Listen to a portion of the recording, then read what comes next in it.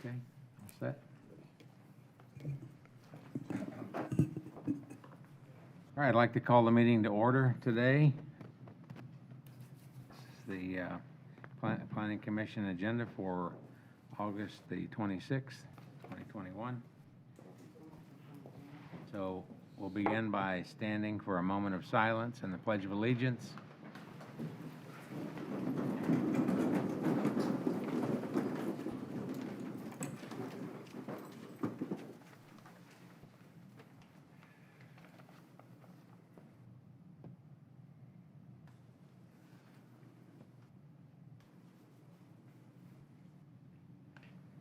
I pledge allegiance to the flag of the United States of America and to the republic for which it stands, one nation, under God, indivisible, with liberty and justice for all.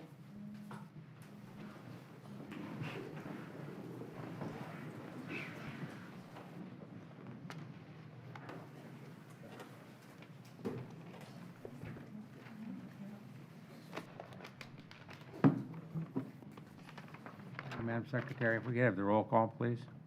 Jamie Girardi, Here. John Anderson, Here. Peter Hansel, Here. Roberta Size, Here. Christopher Poole, Here.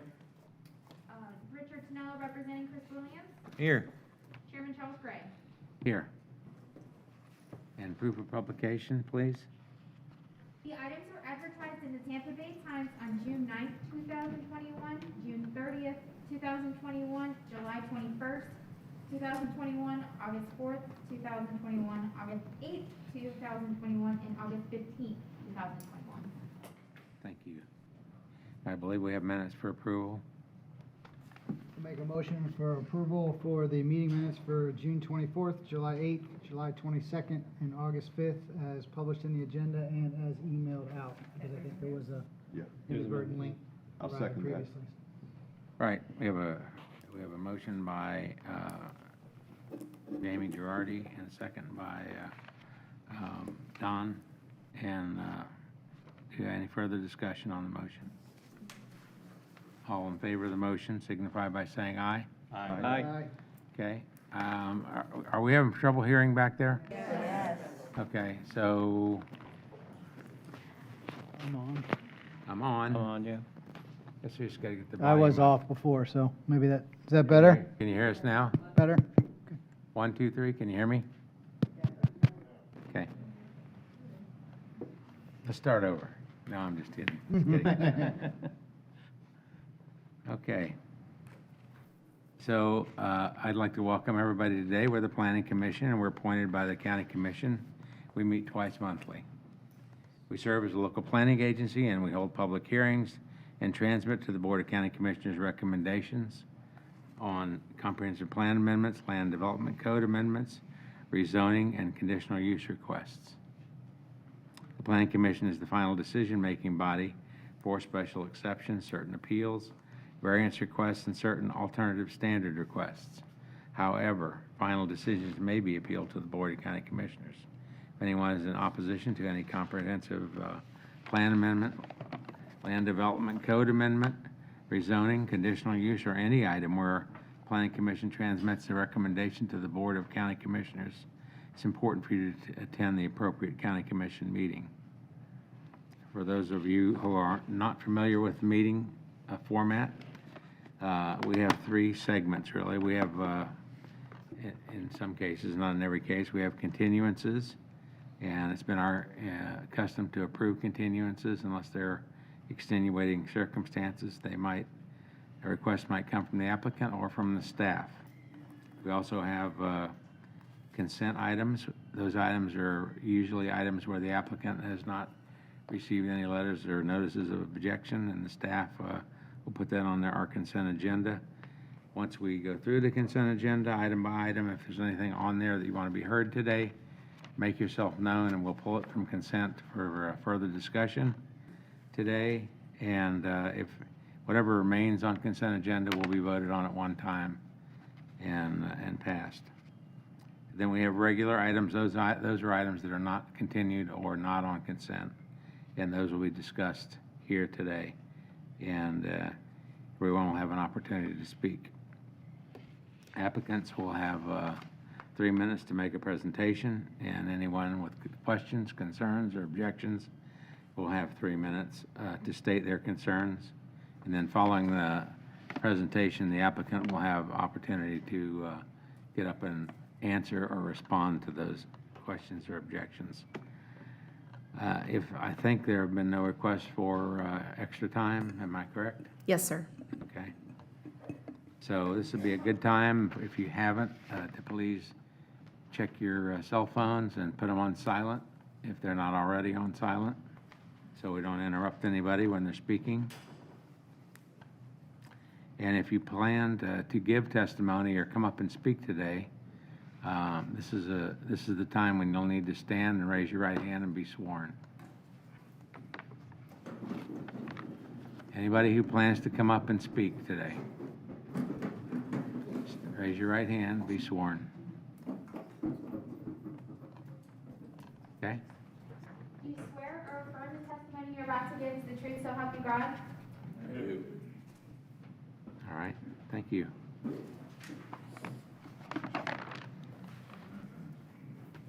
Okay, I think we're good. Did you want to see if you want to call for a public comment on any items that may not be on the agenda today, Mr. Chairman? Yes. Yeah, Thank you, I sir. would. Thank you very much.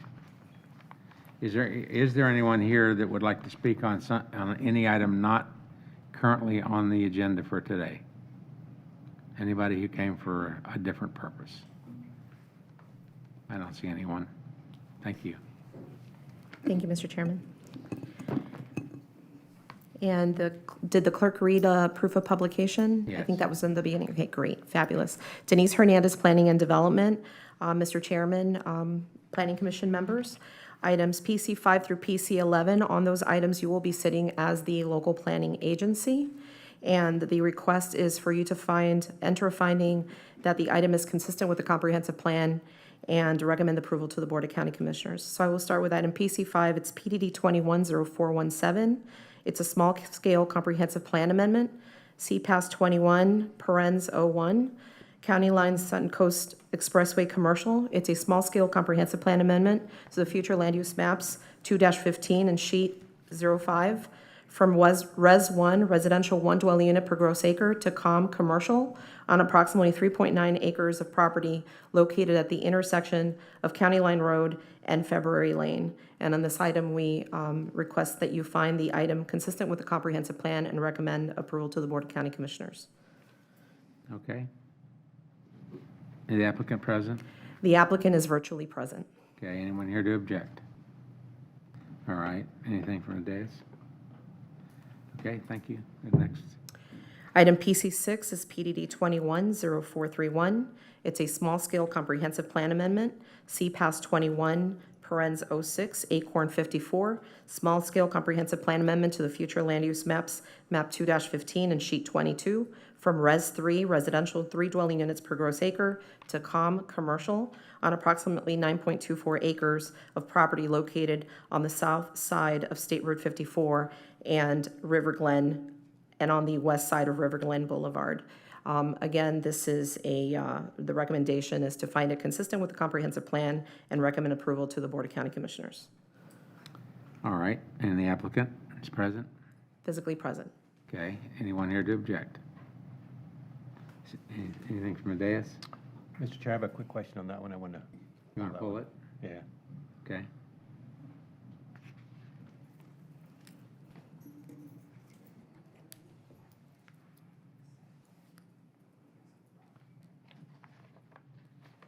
Okay, Following item is PC 7, PDD 210430, small-scale comprehensive plan amendment, CPAL 21, parens 06.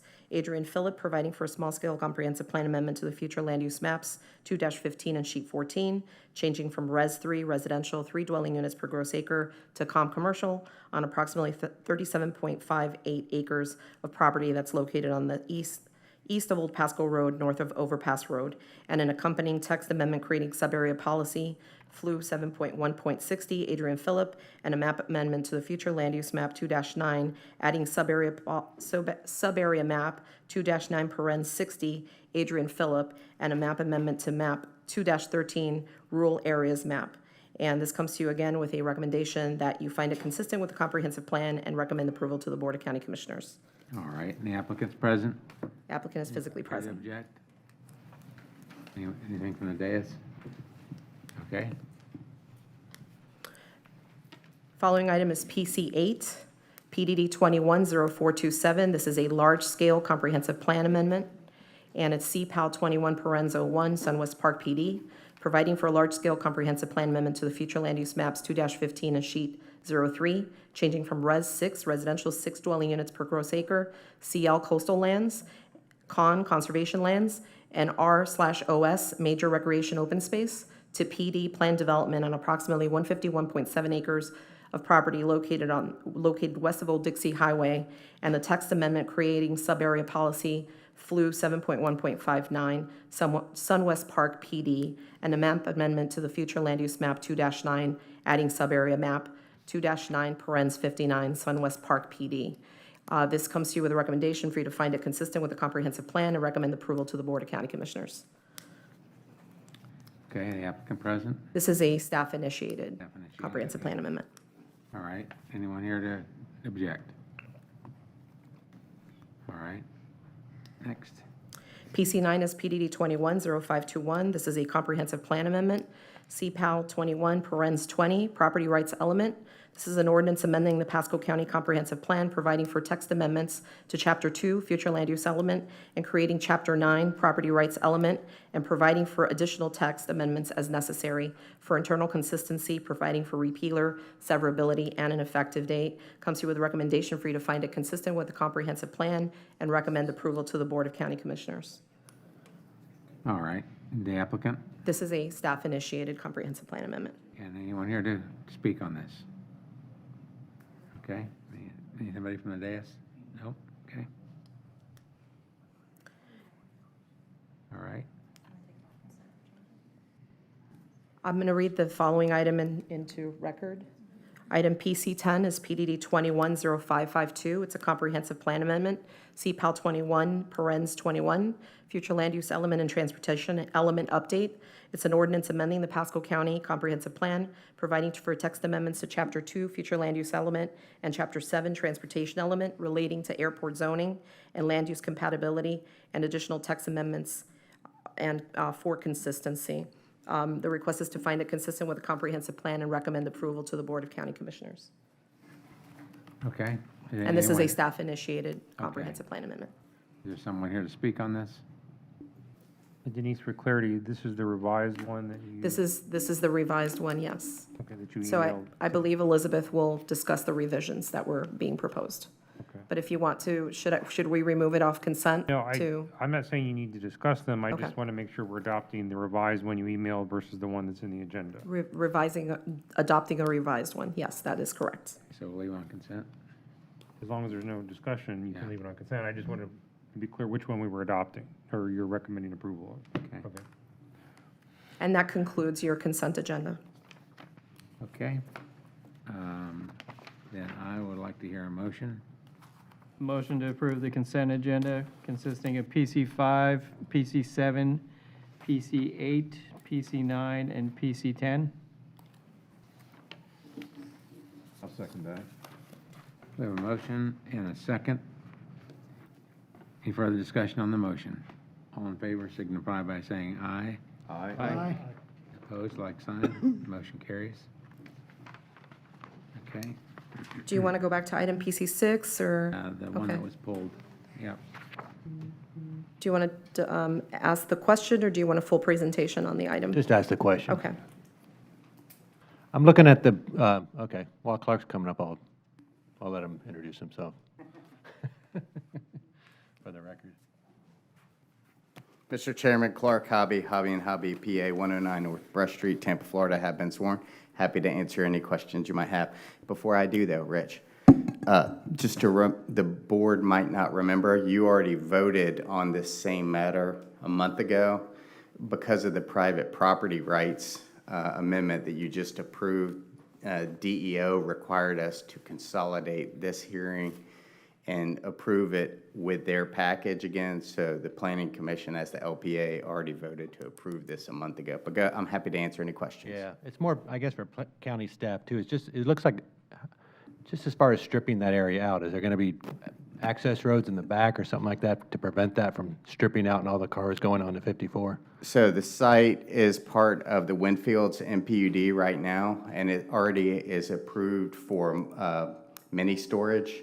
So it's going to be at the intersection of Winfield's Boulevard and 54. So it'll be at basically a node there. So yeah, it'll have, there'll be other access roads to the south, but this is intended to be just standalone. And so the big victory here is when you're going to see the rezoning in a few months, and we've agreed to what's going to be a 5-year provision and a deed restriction that would prohibit it from being mini storage. So we'll hopefully get more jobs and better retail uses for ourselves. Thank you. Okay, you're welcome. Thank you. Thank you, Clark. Okay, if nothing further on that, I'll move approval if there aren't any other questions. we have I'll second. A motion and a second. Any further discussion on the motion? All in favor signify by saying aye. Aye. Aye. Opposed? Motion approved.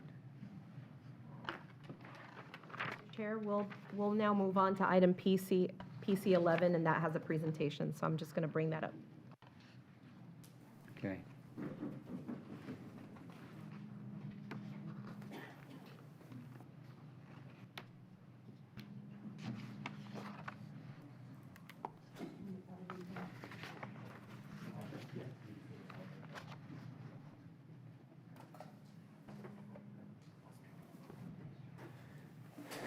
All right. Good afternoon. Justin Grant, Public Infrastructure, Fiscal and Business Administration Director. This item is UT 210584, an ordinance amending the Pasco County Land Development Code, Chapter 1300, Capital Facilities, Fees and Incentives related to Fees, Section 1302, Mobility and Impact Fees, Subsection 1302.8, Water and Wastewater Service, Impact Fees. Okay, bear with me. Okay, what this item is doing is we're proposing a modification of the term water and wastewater impact fee to water and wastewater connection fee. This connection fee is a term representing the mechanism by which the county provides capacity to a new or additional customer. It's notable that the last time the impact/connection fee was modified, schedule was adopted, was in 2006. And we propose that this connection fee adjustment be effective January 1, 2022. These connection fees are charged for the proposed usage of the county's water supply, treatment plant, and transmission main facilities. So that's water and wastewater and reclaim operations. Connection fees are paid by developer or customer utilizing portions of those systems. And when the changes are needed, the Board of County Commissioner will set the utility rates via resolution adopted at the public hearing. Okay, and the next slide is the proposed changes that will be discussed and reviewed by the board, which will determine the rates later on in September. That concludes the presentation. Is there questions? All right. Any questions from the dais? Anyone in the? I've got a couple questions. I guess first off, I'm a little confused. If you can just clarify, is there an actual fee adoption going through with this? Because when I look at the revised ordinance, all the fees are struck out. Correct. Yeah. So thank you for that question, sir. That's exactly why I'm standing here today. We're taking the legal action to remove it from the Land Development Code, the fee structure, and move that over to the ordinance. There's a process by which the utility adopts those fees by ordinance with the rest of the utility fees, and so that's exactly what's happening. We're moving those fees for those adoptions to be over in the ordinance, which the board will set on an annual basis. Okay, so we're not approving a fee now today. We're just No, approving, sir. basically all we're doing is approving the language and changing it from impact fee to a connection fee. Yes, sir. We're doing two things. We're changing the language from impact fee to connection fee, and we're moving that fee schedule from that document and moving it over to the ordinance. And then, Okay. Yeah, It does indirectly have the effect of Planning Commission will no longer see those fees because only Land Development Code amendments come to this body. So Okay. it'll be adopted by a different process that goes straight to the Board of County Commissioners, if that makes sense. that does make sense. Yeah, I know there was another attachment included as part of the agenda that lists like option 1 and option 2, and I didn't see any explanation as far as what that was. I didn't know, because there's clearly 2 different fees being Sure. considered. Sure. I didn't know what that was, so that led to a whole other list of questions, but if that's not for discussion today. Yeah, understood. Our apologies for any kind of confusion. Based on the earlier discussions we had, there was some questions from the community saying, hey, what would be considered? Ultimately, like Ms. Grillstein outlined, that's not something we're discussing today. The board will go through that entire discussion, but there was questions as to what was even going to be talked about. And so the board could decide on any one of those options when they So review the it. last slide that you showed in your presentation isn't the fee? So those are the fees that will be discussed when we start in September. That'll go before the Board of County Commissioners to adopt. But again, our action today is just to remove this from the Land Development Code, the fee structure from the Land Development Code, move it over to the ordinance, and change the term from impact fee and connection fee, just so that folks kind of understood what the fee might move around to and what might be discussed in the board. It was advised to us that we kind of let folks know and telegraph that on the front end. But no, we are not voting on that part of the item today. Yeah, okay, all right. The fees are there for your background information, basically. Yeah, I was just trying to get an idea, honestly, what the fees were going up to, but if that's not clear, Well, I not mean, known now. He can answer that question. I mean, If you're curious, I don't Could see why you- he couldn't answer that question. Could you perhaps throw that back up?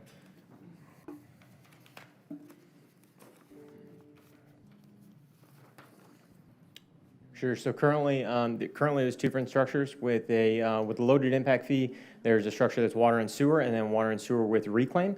And so those 2 changes, one being about $500, one is about $475 in aggregate. Again, we'll propose a number of options to the board. This is currently the default option that's being proposed. And that'll be a stair-step increase over in the case of 4 years. So it's going to increase a certain percentage each of the next 4 years? Correct. Similar to what we did with the mobility fees, I think, right? I think it's a similar concept. Similar concept. Similar concept. Okay. Yeah, it's a phased increase over 4 years. Yes, sir. Okay. Very good. Are we good? Yeah, I'm fine. That's all my questions, yeah. I got a quick question. For non-residential, it'd be a similar type of increase? For non-residential? Yeah. So this would be all connection fees related to, so I don't have that schedule in front of me, but we can certainly get that answered. Okay. I just saw the single family. That's why I was asking. Yeah, this is Charles Cullen. I would preface that yes, this is per 1 ERU. So for commercial or anything else, it would also be indices to the 1 per ERU. So for instance, like a 1-inch meter might be 2.5 ERUs. It'd be this number times 2.5. Okay. Thank you. And that's how it currently is scheduled. That portion is not changing. Thanks, Charles. Okay. Any other questions? All right. I think we're good. Okay. Hear a Thanks, sir. motion? I'll make a motion to approve. Second. All right, any further discussion of the motion? All in favor of the motion signify by saying aye. Aye. Opposed, like sign. Motion carries.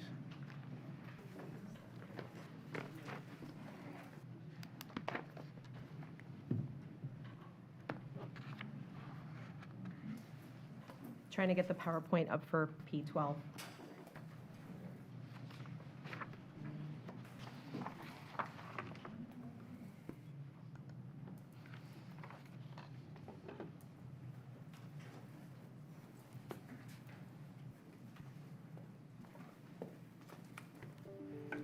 All right. So moving on to item P12. Item P12 is PDD 217552. This item is located on the southwest Pasco County, on the south side of Alvernon Drive, east and west of Patrician Drive, and it includes approximately 12.03 acres. The request is actually for a change in zoning from R2 Low Density District to an MF1 Multiple Family Medium Density District, where the applicant has specifically voluntarily agreed to record a deed restriction limiting the number of units to 55 and for single-family attached product only. So this is not going to be apartments. The surrounding area is characterized by residential development consisting of single-family detached and single-family attached dwellings. The location, greater density was expected or thought of in this location as it has a Res 9 residential 9 dwelling units per gross acre. And the subject property that we're talking about today was previously actually zoned to MF1 multiple family medium density district, and that zoning existed from 1984 through 2002, at which time it was rezoned to R2 low density residential district. As I stated, the applicant has voluntarily agreed to record a deed restriction to limit the maximum number of dwelling units to 55 and the types to townhouses, villas, or duplex style units.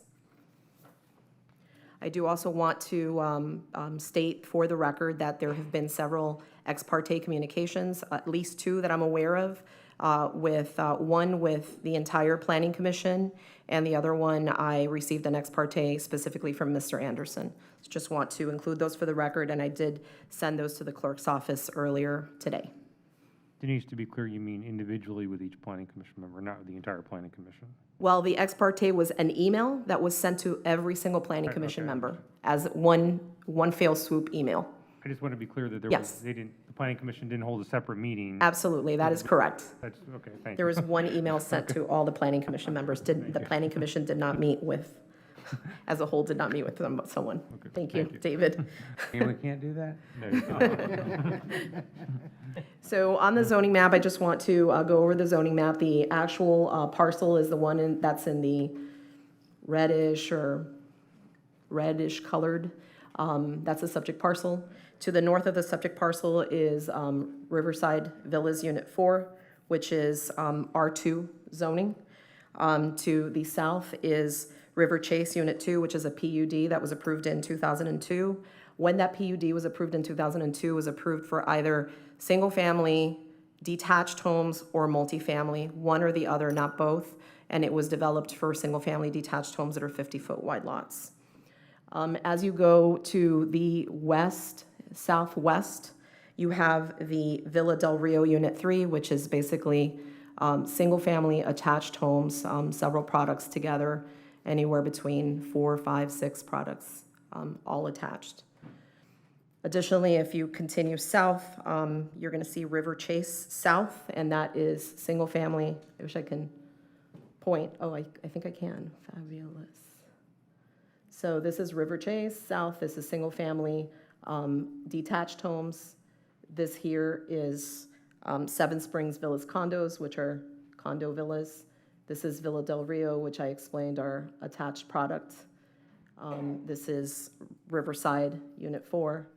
And this is the parcel to the south, which is River Chase Unit 2, which is the PUD that had the possibility of either multifamily or single-family, but was actually developed as single-family.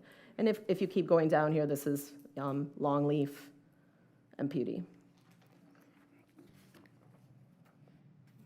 The future land use, as I stated, the thought process that there would be more density there. It's Res 9, residential 9 dwelling units per gross acre. This shows the access to the site off of Alvernon. It's on the south side of Alvernon. And the recommendation from the Planning and Development Department is that you recommend approval to the Board of County Commissioners. And I'm here for any questions you may have. All right, so there was a recommendation for approval with conditions. Any questions from the dais? All right, the applicant? Good afternoon, Barbara Wilhite, 6327 Grand Boulevard, Newport Richey, Florida, 34652, and I have been sworn. That staff report is pretty impressive, a lot of history there. Clearly, your zoning administrator knows exactly what's been approved and what the precedent is and what land uses are compatible. I think there's folks that want to speak, and so I'm going to be short, and then I'll come back and answer any questions and offer rebuttal. But the reason why we have this zoning amendment before you is to allow attached product. We have deed restricted out apartments. It was never our intent to have any apartments. It's just that your zoning district allows attached product and apartments in MF1. So from the very beginning, we deed restricted out the apartments. So the intent is to have attached product. The maximum density is 55 units. The comp plan allows 90 units. And we agreed to 55 units because that's the amount of trips that are allowed under the current zoning. So we're not increasing the trips over what's approved on the zoning on the property today. So I think you're going to hear about, the neighborhood and compatibility. Staff has gone through a detailed staff report and showed you that there's both residential, detached, and attached in this neighborhood. As far as flooding goes, attached product allows for more impervious area to be remained because it clusters from detached product. So this has to be an improvement to having a attached product as opposed to a detached product. It allows for another product type, which is always healthy to have different types of products and different housing available. You also hear about the traffic. As I said, we limited to 55 units because that's the trips that are allowed under the existing zoning. Staff has found the road standard. We'll have to do an access management analysis. So with that, I will sit down and listen to the comments and questions that come up, and I'll be ready to answer. Thank you. Thank you very much. Are there any initial questions for the applicant? If not, we'll hear the public what they have to say. And let me just say, I don't know how many of you intend to speak, but it's been my custom to just say before we start when there's a larger group, whoever comes up and whoever follows, please try to speak to something different so we don't hear the same objection each time.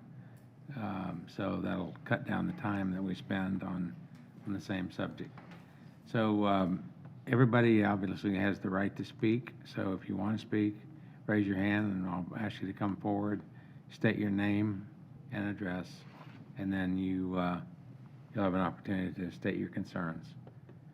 So having said that, we'll start at the front there. Yes, sir. Come on up. And just state your name and address, please. My name is John Russell, and I am 9652 Cavendish Court, which is in Heritage Lake. I have been sworn, and after 30 years with the city of Clearwater, I've had a lot of experience with folks on committees such as yourself, and I appreciate your work very much. My issue that I wanted to bring before you is that Heritage Lake that I live in, property owner there, and I'm only representing myself as far as Heritage Lake, and we get down to Riverside Village. There's actually two parts of it. And that area, we share something in common. We sit in the same floodplain. And I would like to describe it to you. First of all, maybe I can shorten this. How many of you have actually been in these neighborhoods? You've actually visited them so you can visualize what we're doing. Okay, some of you have not. That's fine. But let me put it this way. You all know what a little kid's swimming pool is. You've seen the plastic ones like the blue ones. Picture one that's like 12 feet in diameter, 1 foot deep, and it's round. And you're sitting in the middle of it, and you got an umbrella. And when it rains, you can stay dry for a little bit, and the water starts coming up. This is kind of describing the bowl that our neighborhoods are in. Over time, we have built beautiful dikes all the way around it. The first was Little Road on the west, and then to the north we got Rancho del Rio coming down the east side. We've got Southern Oaks, and across the bottom we have nice neighborhood of River Chase and Villa del Rio. There, when it rains, 1 inch rain a week or so ago caused the water on St. Lawrence Drive through there to be almost 2 feet deep. It can't go anywhere. I'm sorry. Water can only do 4 things.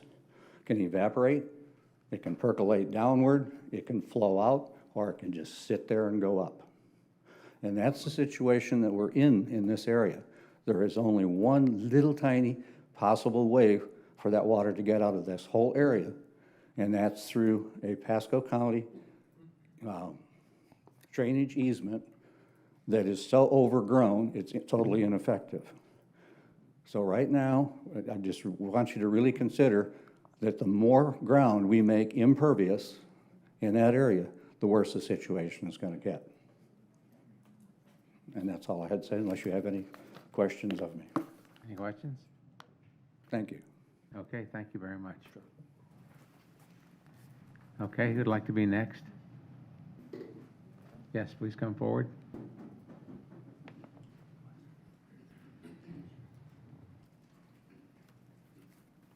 Welcome. Good and State afternoon. your name and address, please. My name is Miriam Butler. I live at 4347 Genesee Lane in Riverside Village Estates.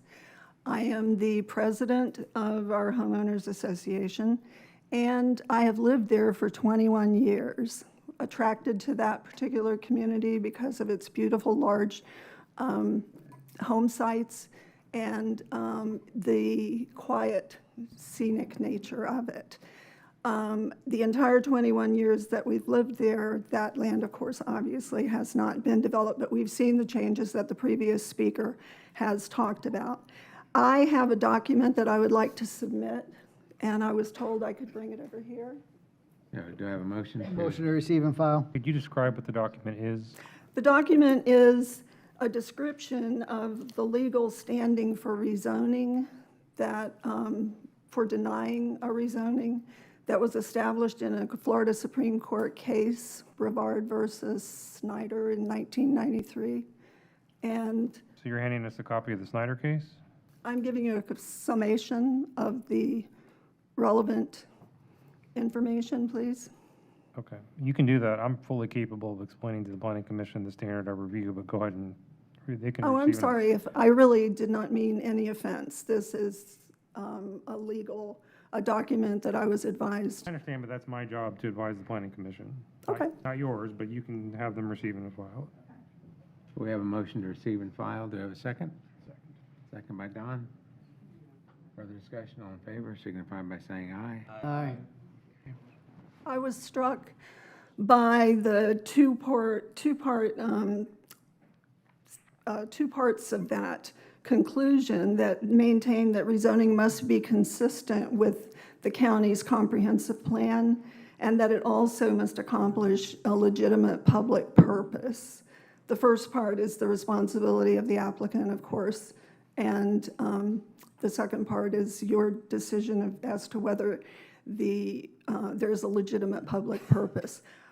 We feel that this rezoning of this parcel to multifamily is high density is in violation of the comprehensive plan under the section or the objection called protection of residential neighborhoods, particularly policies related to residential compatibility and public and roadway compatibility. If we have 55 units, we're talking about easily 100 more cars a day on a dead-end, narrow street. If you look at the location of Alvernon, it's embedded between bigger roads, but it doesn't access them. It is a dead-end street, and 55 units would affect all kinds of things in our neighborhood. The traffic, which is already pretty intense at that Patrician and Alvernon access point. The application failed to mention other streets that intersect Alvernon, like Genesee, Roan, and Oklawaha. Those would all be impacted. And to get to Alvernon, you have to travel on 3 to 5 single-family home residential streets. All of those in all of the surrounding neighborhoods would be affected. The safety of our quiet streets would be damaged. We feel that it's, that it would have an effect on our quality of life. Okay. I hope you will consider Are there any denying questions this. from the? Sorry? My only comment is that, your assertion of public purpose, that's a very slippery slope. There would be a lot of people that would have said before you moved there 21 years ago that maybe that was not a public purpose for you to live there. So you got to be careful. And I'm you gotta, sorry, could you gotta- repeat that? I didn't understand what you meant. Who decides whether it's a public purpose or not? There were people that lived here before you arrived 21 years ago that might have thought that your arrival and your decision to build in that area did not serve a public purpose. So you got to be careful about that. There are property rights as well. Doesn't the My only comment. Doesn't the Okay, that's- comprehensive plan ask you to preserve the integrity of neighborhoods that are established and Did that they- building be compatible with what's already there? They do that when you arrived? Well, That's all I'm saying, it's a slippery slope. the subdivision was Please new. sit, please sit. Your time's up. I Next. want, Mr. Chair, I'm not sure she's Charles accurately, Gray. Go not ahead. really accurately stating the standard. The standard of review is that the applicant has a burden of establishing consistency with the comprehensive plan and land development code. At that point, if you want to deny the application, you would have to establish that maintaining the existing zoning serves some legitimate public purpose. So I want to make sure you understand that's what the standard is. That's not what she stated. She made it sound like you can deny it. Did you, if you just identify a public purpose? That's why I said, yeah, That's not what the slippery slope. standard is. Yeah. No. Well, there'll be some, listen, we're gonna have order in here, and if we don't have order, you're gonna leave. So let's just be courteous.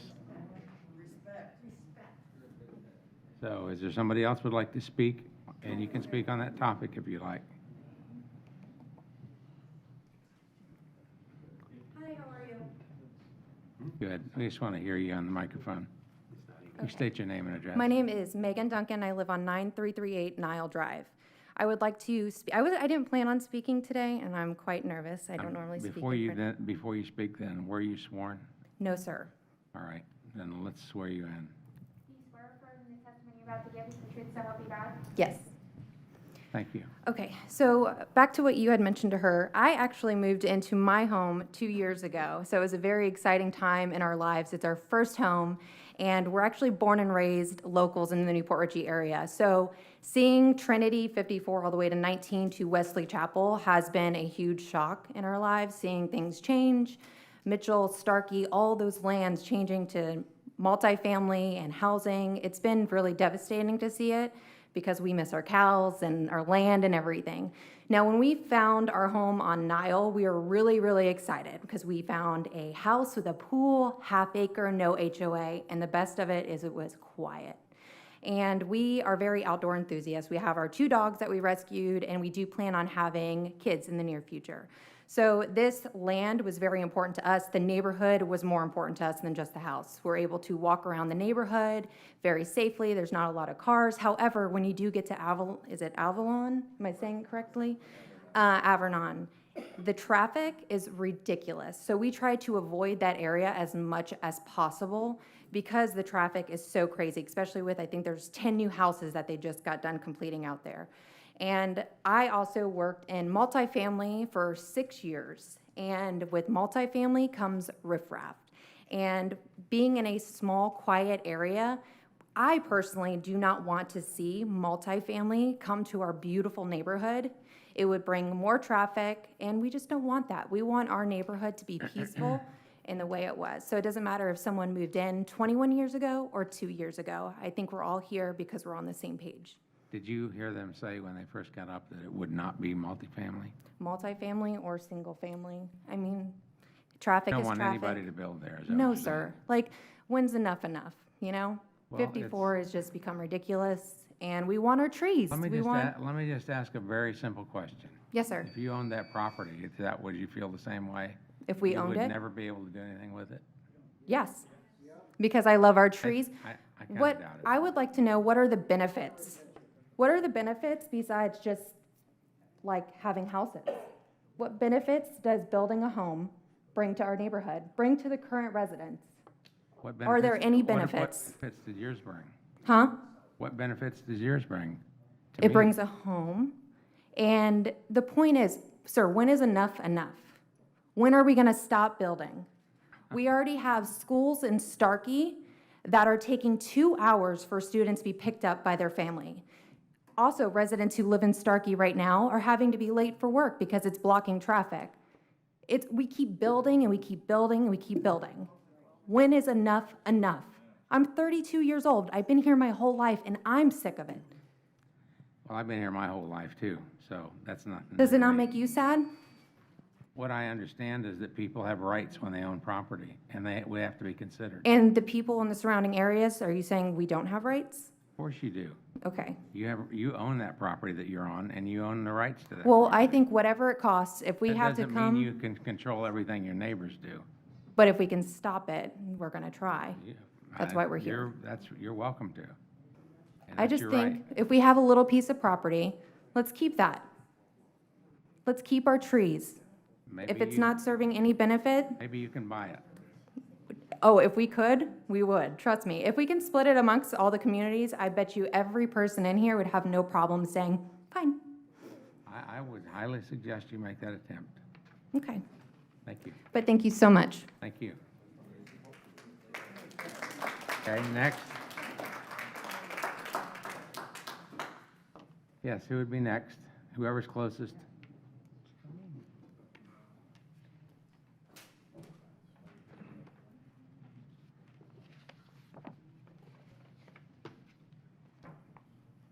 I'm nervous. I wasn't going to speak, and I have been sworn in. My name is Lisa Bobber. I live at 9227 Amazon Drive. Thank you. We purchased 5 years ago. We lived in Pinellas County. It got so condensed that we were on top of each other, and we said, okay, we're done with this.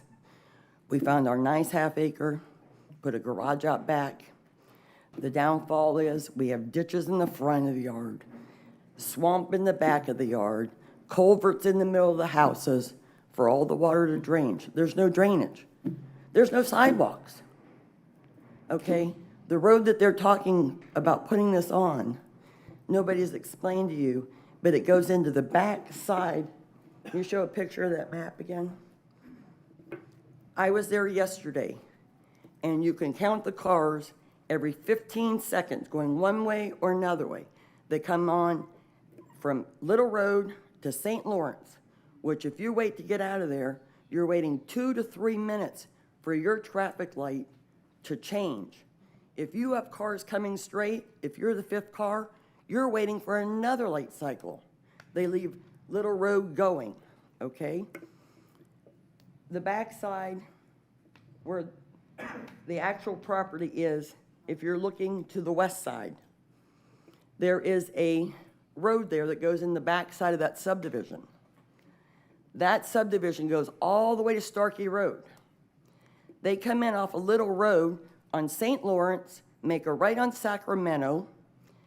They make a, I have to make a right, then they make another right, then they make a left on this street. There's no sidewalks on this street. There's ditches for the water to get out of there. We have pictures to show the ditches are up over the road. You can't even go through. You have to go around another way to get out of there. So if you're going to put in more people, I'm not saying you can't build. You want to build single family, half acre, 1 acre, fine.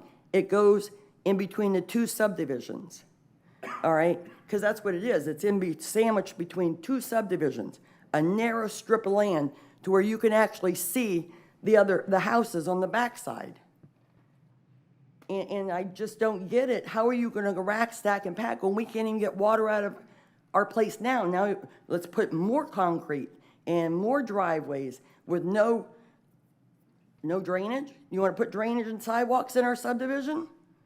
I've been asking for it for 5 years. I can't even get anybody to come out and clean a ditch for trees growing. Sometimes you can't even make a right off of St. Lawrence on Little Road because the growth is so high. County says, that's private property. Well, then notify them to clean it. But we can't get anything done. And it just seems that whenever somebody wants to do something that doesn't coincide with the neighborhood, it just, okay, go ahead and do it. You're allowed, just because you own it. Well, if you knew what it was before you got it, you shouldn't have gotten it. I've got swampland. Does that mean use of land? I can change it? So anyhow, and I wasn't going to talk, but the drainage problem is bad. Can I ask you a quick question? You said something about sidewalks. Yeah, we don't have sidewalks. Finish. Let me ask a question first. Come over to the River microphone Chase so we can hear Drive, River Chase Drive and Patricia Drive, they have no sidewalks on those two streets? Some of them do, but they don't connect anything. Like you'll go. Just wanted to know, that's all. I So don't there are know some. every Okay, street, that's all I but wanted- I know that That's all I want to this, know, there was some. Thank you, I appreciate it. yeah, this street particularly has no sidewalks on either side of the road, What street you all the way talking about down. now? Alvernon. Avalon, Okay, okay, but there's no development. and even here. St. Okay, Lawrence, thank which you, is the thank main you, drag, doesn't. Thank you. Amazon doesn't have it. Mr. Chair, before this, Hi, my name is Judith Pad, and I live, I just want to ask staff a question. 1 second, please. So on the issue of sidewalks, at the time of site plan approval, would this project be required to install sidewalks? I'm asking that to Denise or Brad or whoever can answer the question. I'm deferring that question to Brad Tippin, the Development Review Manager. Is it on? Yeah. Yep. All right. Yes, when they come in, they are required to put sidewalks in front of their facility. They are not required to put sidewalks all the way up and down other portions of the street that do not have sidewalks. So along Alveron, I don't know if I'm saying it right, Alvernon Drive, they'd be required to install a sidewalk? Okay. For the length of their property? Thank you. I'm sorry, go ahead. my name is Judith Pad, and I live 4639 Coachman Road in Newport Richey. And I just have a little comment to say that don't you send things out to notify people that are in the area of what's being built around them so that they can come and give you their opinion. But you people are very nasty to everybody. We Yeah, we have do- the we right, we do have the send right to notices out. say that it doesn't match what the other villages that are there. It doesn't match. Thank you. But we do send notices out to everybody.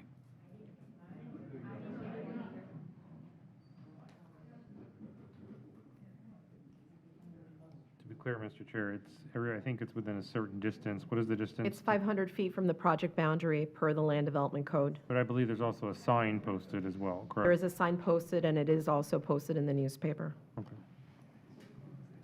All right, who'd like to be next? Come forward.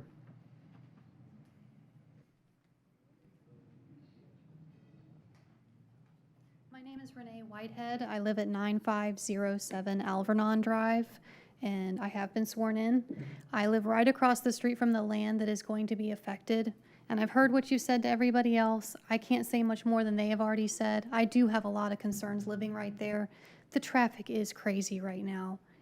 I'm scared to back out of my driveway. I am scared to check my mailbox. My mailbox has been hit and strewn across my yard. What if that were a child? I'm very concerned for the traffic in this area, on top of the drainage. I would like to submit to you some photos of the flooding on Alvernon Drive to show how high the water has gotten. Each photo on the back, I have listed the street names of where that floodwater is occurring. You can see that it has reached almost the bottom of mailboxes, and it is completely impassable. There are cars stuck in the road. And if we put more concrete down, I just feel like it's going to get worse unless something is going to happen with drainage. And I'm not sure how much this will mean to the planning commissioners, but we did start a grassroots petition just to show the opposition from the neighboring communities of this happening. So I would like to submit both of those for record. Sure. Do we have a motion? Make a motion to accept the into record. Receive and file. I'll second. We have a second. All in favor? Aye. So with everything said already, I have concerns for the wildlife. I feel like if there were single-family homes there, that would leave more green. That would allow for more animals to stay safe where they are. I'm not opposed to building in general. I'm opposed to 55 townhomes that will just take up a slew of the land that's there. We bought because of the beauty of our neighborhood, and we'd just like to keep it consistent. That's my opinion, and I hope you will consider it. Yeah, I just want to make sure that everybody understands, you know, our job really is to decide whether it's an appropriate use of that property. We don't decide whether it's an engineerable property or whether they can develop it in such a way as not to flood their neighbors. That's a different, that takes place somewhere besides here. Okay. And even if we approve it, if they can't engineer it to work properly, then they can't build it. So I just hope there's you more- understand, we're just so nervous. There's more than just this step. Yeah. I just want to explain that to you. Thank you for We're explaining only that. focused on the use of the land. And, but there'll be other questions as to flooding and, other land-related Will there be items. studies on wildlife as well? Yes. Okay. All right, well, thank you for your time. Oh, yes, sir. Quick question, you talked about wildlife. I see to the south of that property, there's at least, it's gone now, there's three rows of houses in there already. I would assume those are probably about 50-foot square lots. So there's density to the south. River And- Chase, yes, that and is a there's- very dense neighborhood. Okay, and there's density property to the north and east and west too. So where do you see the wildlife at primarily? Right in front of my house. I have deer crossing my house every day. There's coyote that have paths in front of my house, and I fear that don't know there'll where be your house is nuisance. at, but in On reference to Alvernon. that strip of land there, Yes. what type of wildlife do you see in there? I've seen turtles, I've seen deer, coyote, raccoon, wood storks. I've seen them all on that And the density land. of the homes around that area do not impact that currently? No, because it's 12 acres of land, so the animals do have a habitat in there. Okay, thank you. You're welcome. Any other questions? Thank you for your time today. I really appreciate you. Thank you very much. Thank you for coming. All right, who'd like to be next?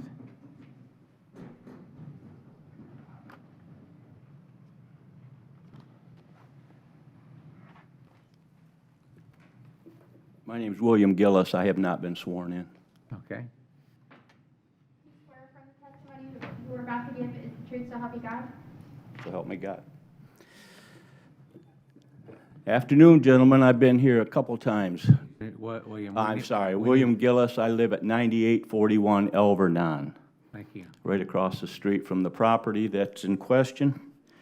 And back in 2012, we went through this once before. Now, I realize you guys just advise the commissioners. But I guess my question is, are you responsible to do your own due diligence to see whether or not it fits all the criteria that is required to change the zoning? Or do you just rely on the community, the staff, and the property owner's attorney to get your information? What is your concern? Well, my concern is that you guys are volunteers selected by the commissioners, if I understand correctly. Is that right? Right. Okay. So your responsibility is to make sure that the commissioners get good advice, right? And in order for you to give good advice, you probably have to do your due diligence to investigate whether or not what you advise the commissioner is proper. Do you agree? Absolutely. Okay. So my question is, who do you rely on for your information? Do you specifically go out and investigate? Do you have staff that goes out and investigate? Or do you just assume that if there's no pushback, that we should go ahead and advise the commissioners that they should go forward with this? I mean, I guess I don't understand the process, because you guys mentioned that you got advice from somebody else. I think the gal stood up here and advised you that this was a good idea. I know the attorney from the property owner is advising you. Where else do you get your advice? Well, we have a whole staff of people that review all these documents, all Okay, these then applications, and appreciate they that. also have to go through an engineering I'll firm. reclaim my time. I guess I picked that up from TV, huh? If you want me to use your time to explain what we do, I can be happy to do No, that. I just reclaimed my time. I'm looking at Pasco County, Florida.net document center view. I can give this to you, if you want to read it yourselves, but I'm looking at the road capacities by Pasco County standard. This Alvernon is a type 4 road. And what they state here is type 4 streets are streets providing 2 through lanes and usually serve as cul-de-sacs, which is exactly that's French for dead end, by the way. Type 4 streets may provide connections to streets functioning classified as major county roads. Well, Alvernon does not reach any major county roads. As was stated before, there's several roads in between. As a matter of fact, the property is a mile from a main road. So, yeah, I'm sure you're not going to send any public transportation down those roads. They designate it as no greater than 50 units. Now, I'm assuming that units means family units, houses, or something like that. If you put 55 units in there, you're adding to the 27 units that are already on that street. So your capacities don't line up. I hope you guys, somebody investigated that. Now, the bullet points are flooding, of course, already stated. Compatibility, already stated. There's not a single family, multifamily residence in that area. The only one is a private community. Mr. Chair, time. Okay. Pardon? Time's up. Okay. Anything you'd like to summarize? Yeah, I would summarize by saying investigate.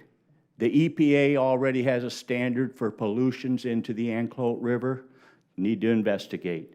Don't make a recommendation based on very flimsy. I think I was telling the last person that was up here that we don't make the final decision. I understand, There's but you make a recommendation. Of course, based on what we think about. Well, I'm suggesting you recommend to leave it as the zoning it is, R1, single-family homes. And so just for clarity, this is a zoning hearing, that there is, most of the items you brought up are engineering-related and site plan-related items that are addressed when it gets to that point in the process. But you would want to have that information to make a recommendation to the commissioners, wouldn't you? That doesn't have anything to do with the zoning, though. They would need to address that at site plan review. Okay, you're going to recommend either go ahead and rezone it or not rezone it, right? That's correct. Okay, if you recommend that it be rezoned based on faulty information, that would be a failure on your part. Do you agree? No, sir, that's not what I'm saying. Okay, so you're saying wait, you're stop. willing to... You asked me a question. Can I answer? Yes, go ahead. Thank you. Okay. No, go ahead. Let him... You asked me a question. You asked about the zoning. If we recommend approval of the zoning, they still have to meet the requirements of the site development plan. That's all I'm saying. If they can't meet the requirements of the site development plan, that doesn't have anything to do with the zoning. Okay, I understand what you're saying, but if the zoning doesn't meet the criteria that it's supposed to, and you recommend that it be rezoned, you're not doing your jobs. Your jobs are to recommend based on the information that you receive or you investigate. Am I right? That's correct. How can you make a recommendation against what the zoning requires? My point is the EPA and the discharge to the Anclote River has nothing to do with the zoning. That's a site plan. That's an engineering issue, sir. Okay, so you were stuck on the SWEP or whatever it was. I'm sorry, right? I was just stuck on what you brought up. Okay, fair enough. Thank you. Thank you. Who'd like to be next?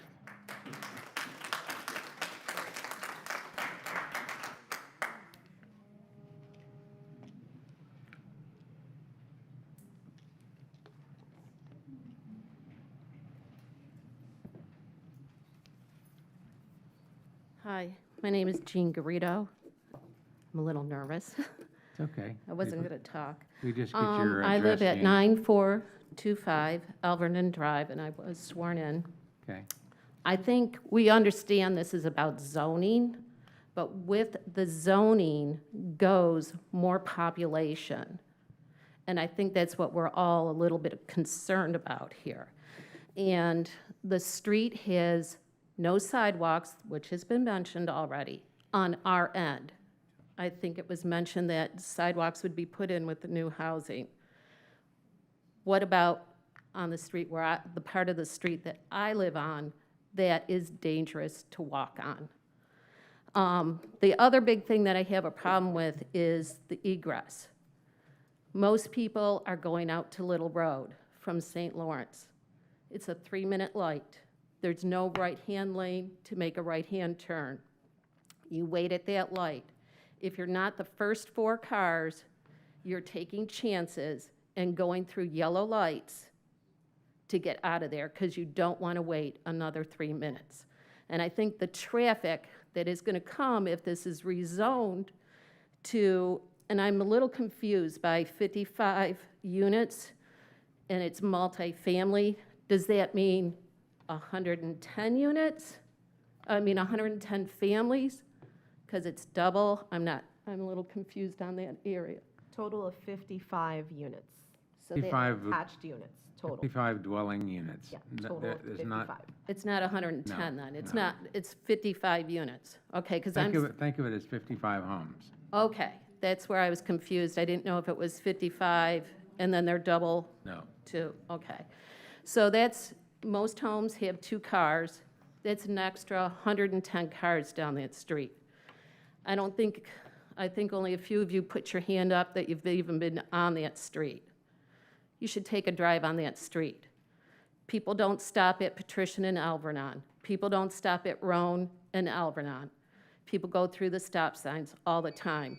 There's black car tracks from the racing up and down that street. It's dangerous, and we don't need more traffic. Thank you for your time. Thank you for coming. Okay, next.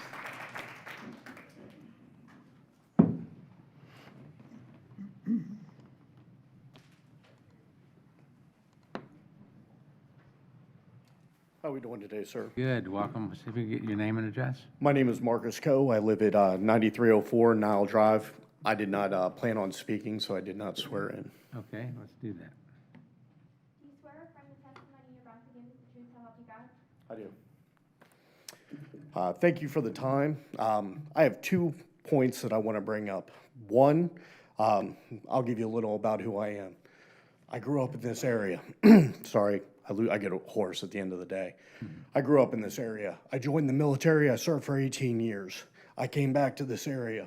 I bought my house 4.5 years ago so I could stay in this community. I couldn't wait to retire to live here.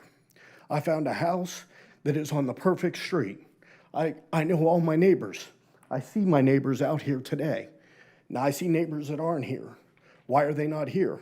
Because they're not afforded the luxury of being able to miss work and come here to speak on behalf of other neighbors.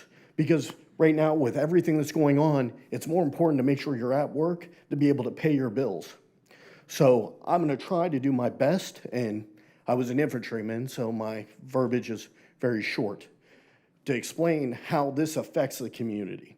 Everybody has stood up here and explained about the traffic. Before you make a recommendation, I would recommend that each one of you spends an hour and look at that traffic. Go to those intersections. You're only here for zoning, and I heard that, but when you're looking at zoning, you've got to look at how you're affecting the people. And each individual person that you're going to affect is along those streets. I would hesitate to see you grab your dog and walk them down those streets at 5 o'clock in the afternoon and see if you would do it and say, I'm okay with another 110 vehicles coming through here. Or do it at first thing in the morning before you have to go to work to make sure that your child gets to the bus stop, whatever it may be. You might only be here for zoning and you don't care about what the flood damage has to do with it or what any of the other processes that go along with it. But you're the start point of that. You're saying they need to worry about it then. It should be worried about it from the beginning. The beginning of it starts with how do you affect the people around you. You said it was a slippery slope 21 years ago when that person lived here. Is that my time? No. Oh, okay. If that's the case, I've lived here my entire life. I will tell you that when my grandfather bought his house here in 1978, that he owned till the day he died, and the house that my dad bought in 1986 that he still lives in to this day. If they would have known about this community that we lived in back then, they would have bought there because it reminds us of where we're from in Pennsylvania. It's a small town. It's a small street where people know each other. People don't always know my name, but everyone knows my dog. They come up and they see it. You laugh and you look at it, but everybody will come up and they'll go, that's Rohan, and they'll pet him, and he's an American bully. He looks like a pit bull. But that's what this community brings. And when you change that, if you were doing half-acre lots like everybody else in the community, I'm pretty sure that no one in here would have an issue because it's maintaining the integrity of what we have. And I appreciate that you look at it, you look at what you're doing before you just make an approval recommendation. And thank you for the time. Thank you for coming. Sir, thank you for your service. Sir. I'm sorry. Before you leave, I just wanted you to alert your neighbors that the planning commission did change its procedures, so they can attend through what's called Webex. So, in fact, that's what all these video monitors are for. so- Unfortunately, some of them, because of their work, they cannot, yeah, I've talked to them, some of them work on, driving truck, where they can't just pull over, they're on schedules. I understand. If somebody was in office at work, so in theory, they could attend through Webex. I just wanted you to make sure you knew that. I knew about it. Okay. It's just, All right, thank you. Thank you And for your just- service. thank you. Thank you for your service. Just so you know, I'm a Vietnam veteran. I'm a veteran of the military. I've got 5 combat tours between I've Afghanistan had and Iraq. three sons in Afghanistan and Iraq. So I know what it's like to go off to war and come back to the same town that you grew up in. I definitely appreciate your comments, but I just want you to know that you're not the only one. I know Been a that. lot of changes over the last 50 years. But that's why I moved back here, because I believe that Pasco County does believe in us. Welcome, and I'm glad you're living here. Thank you very much. Thank you.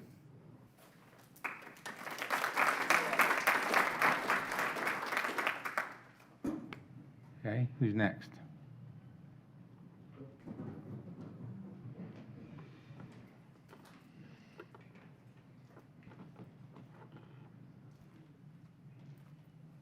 Good afternoon. My name is Bruce Hoogelwerf. I live on Oklawaha Lane, which is one of the lanes that intersect, or one of the roads that intersects Alvernon of the 3 roads that were listed. I'm 6 lots in.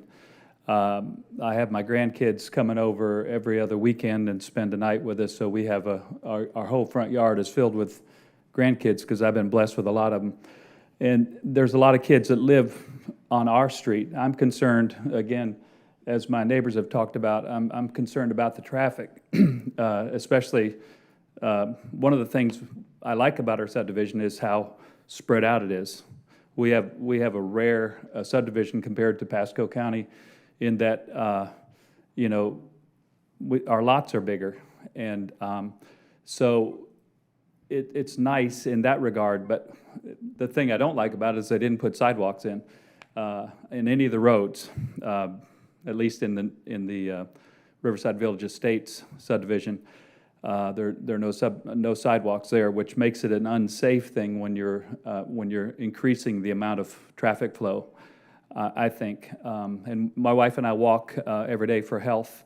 We're both healthcare workers, so when we get home, we go out and take a walk, and we see the wildlife. There are deer, a lot of deer. We got 2 young bucks that come, and I think they go between Amazon and Alvernon because there's property over in Amazon. But anyways, I'm concerned about that, and as my neighbors have talked about, definitely concerned about I've lived at my property for 24 years. We liked it when we moved in, but as we've seen the county approve developments around us, as the one gentleman from Heritage Lake brought out, we've become like in a bowl, because any approval that happens here then goes to whatever level it goes to, and then whatever's approved, they raise the ground elevation. And so I've seen the cow pasture that was to the south of us, it got raised like 3 or 4 feet. Any water that runs off, it's going to seek lower level, and now we're that lower level.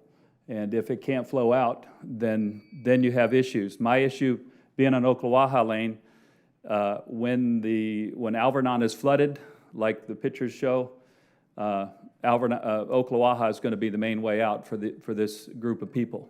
And my little quiet street is going to be a throughway. So those are all big concerns for me, without a sidewalk and with the kids that are out there. So please consider that.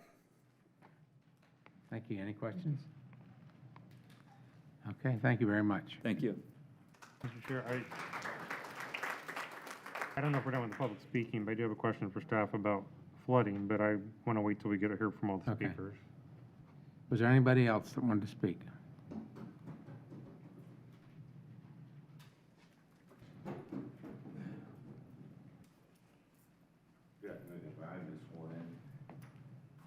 I'm sorry. Do you swear from the testimony you're about to give is the truth, so help you God?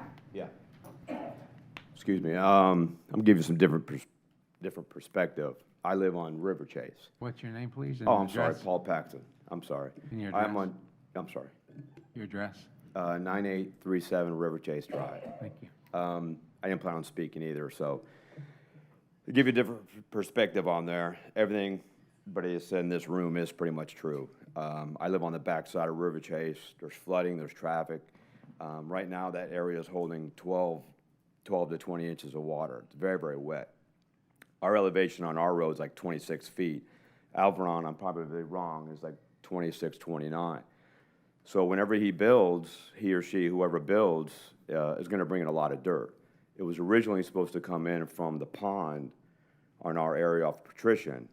And after the developer, which was Orsi, was supposed to pull it in there for it to be built. Back then in '04, when all this was planned, it was supposed to be 12 houses built because it's all preserve area. And some of the people bought the lots, they paid a preserve price because of the woods in the backing.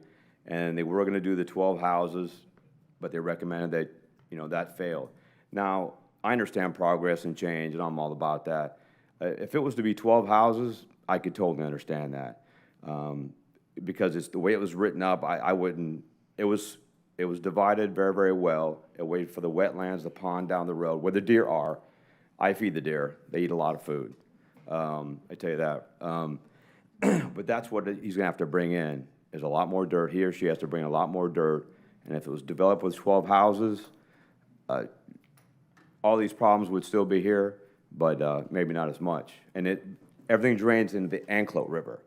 It drains towards Little Road, and the Anclote River overflows and comes in on Alvernon, and pretty much it's a mess. I've called Public Works Department, Pasco, to come in and dig some of these ditches out to get everything to flow, as if you had no response. So that's pretty much all I got to say.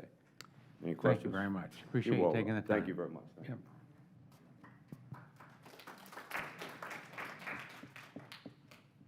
Anyone else?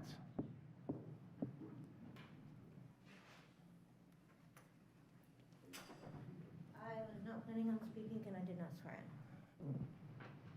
Do you swear from the testimony you're about to give is the truth, so help you God? I do.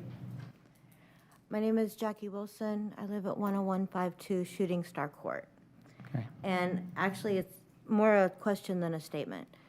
To change the zoning to multifamily that would also include apartments and things like that, even though the developer has said they will not do apartments.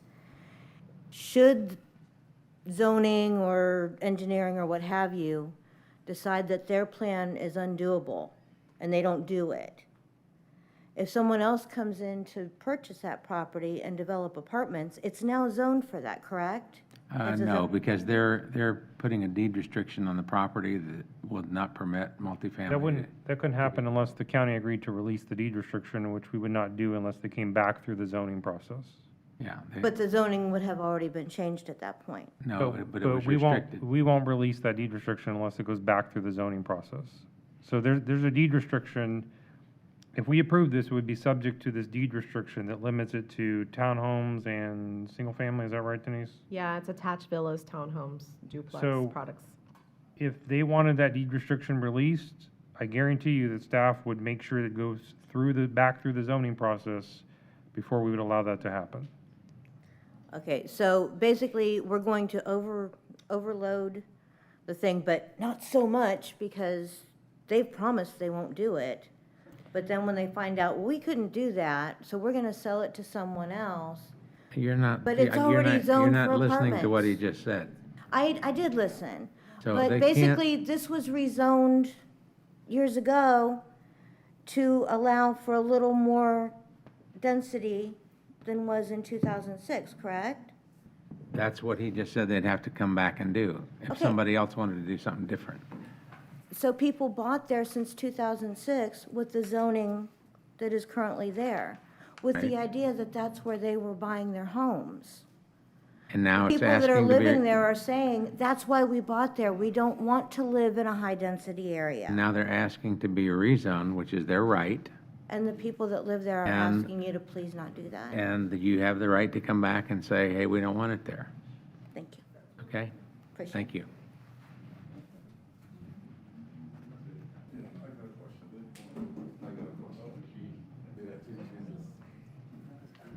I wasn't sworn in.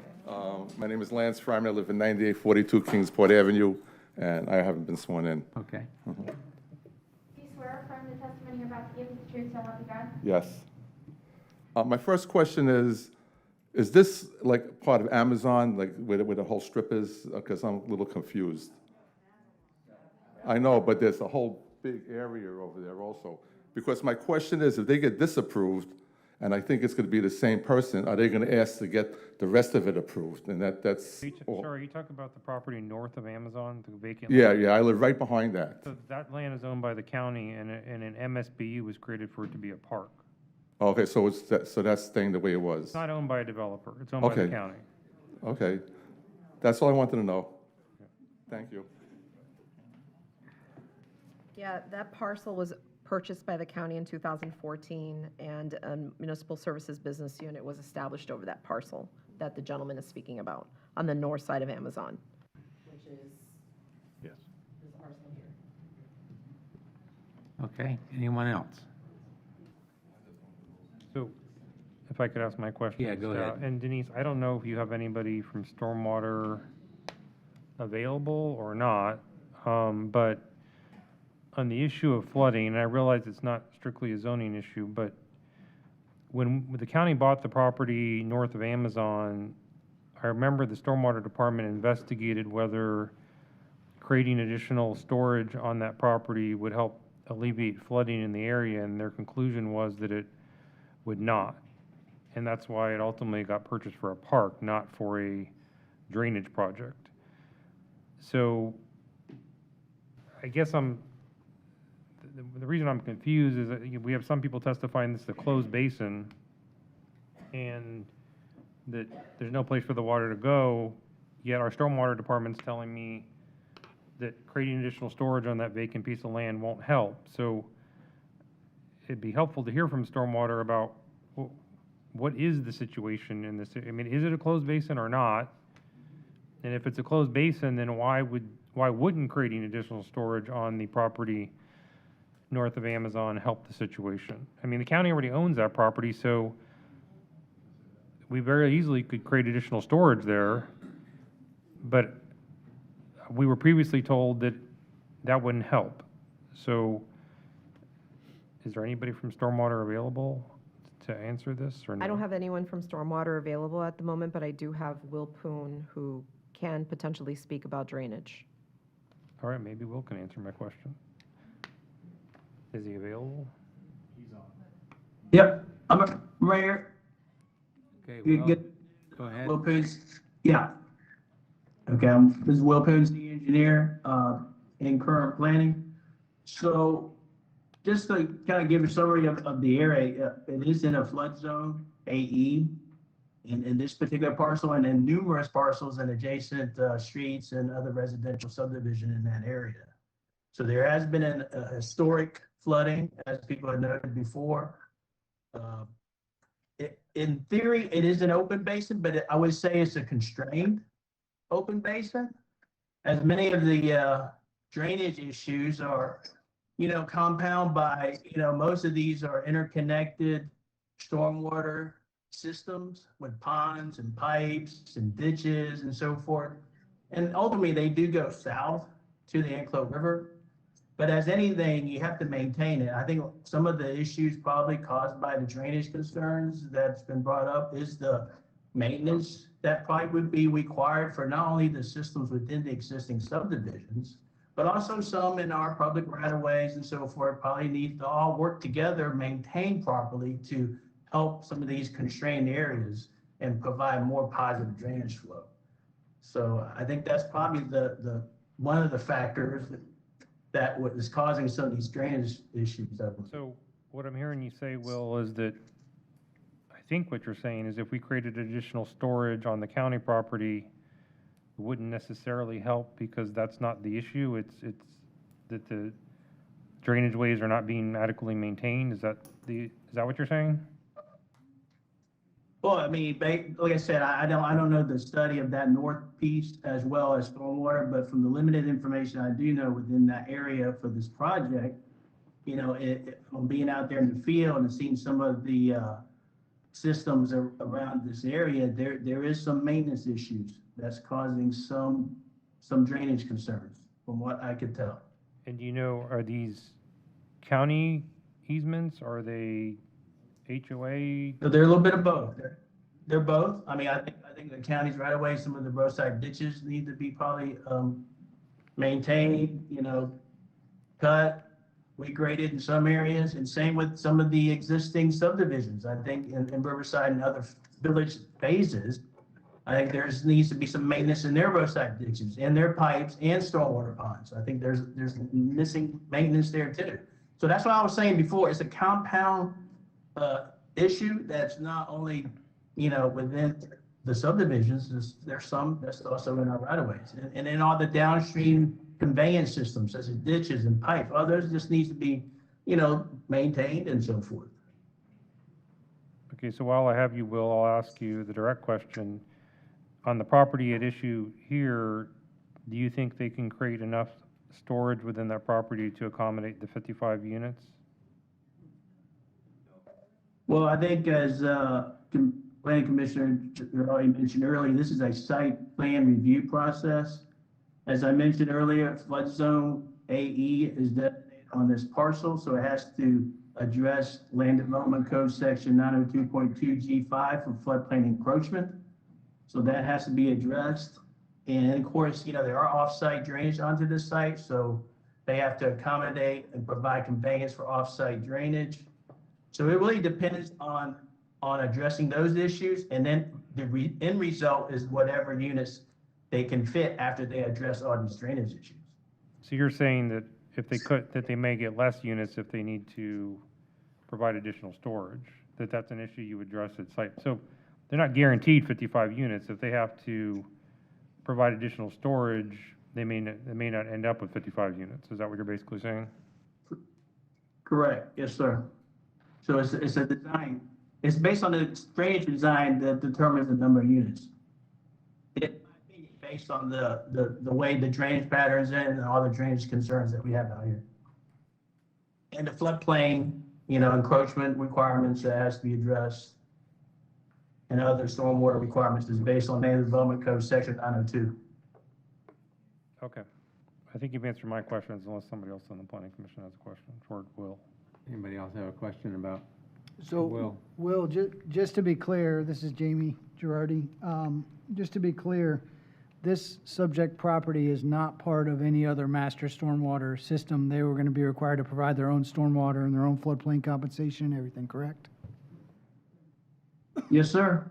That is correct. Okay. And then I have one more question for Denise.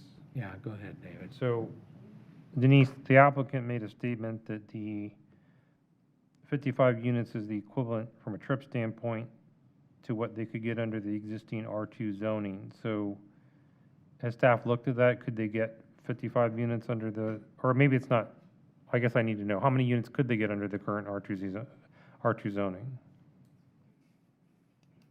I'll tell you right now.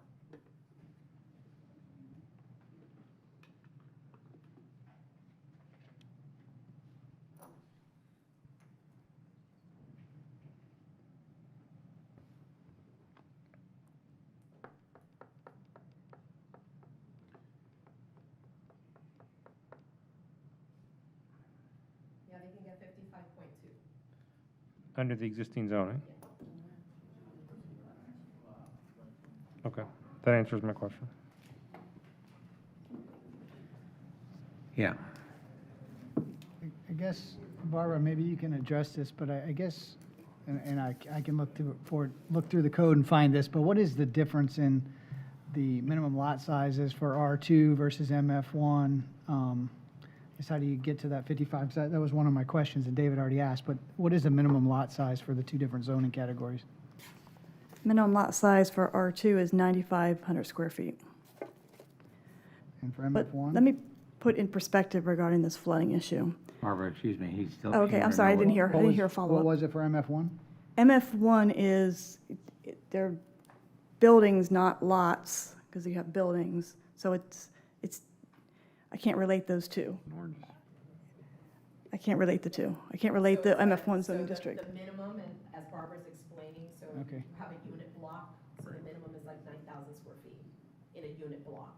So it's not, so once you do MF, you're gonna start So, having, so theoretically, under MF1 zoning, they could build 20-foot wide duplex units, but because they're not on their individual lots, you could just build a series of units, Yes, attached product. attached duplex. yes, Okay.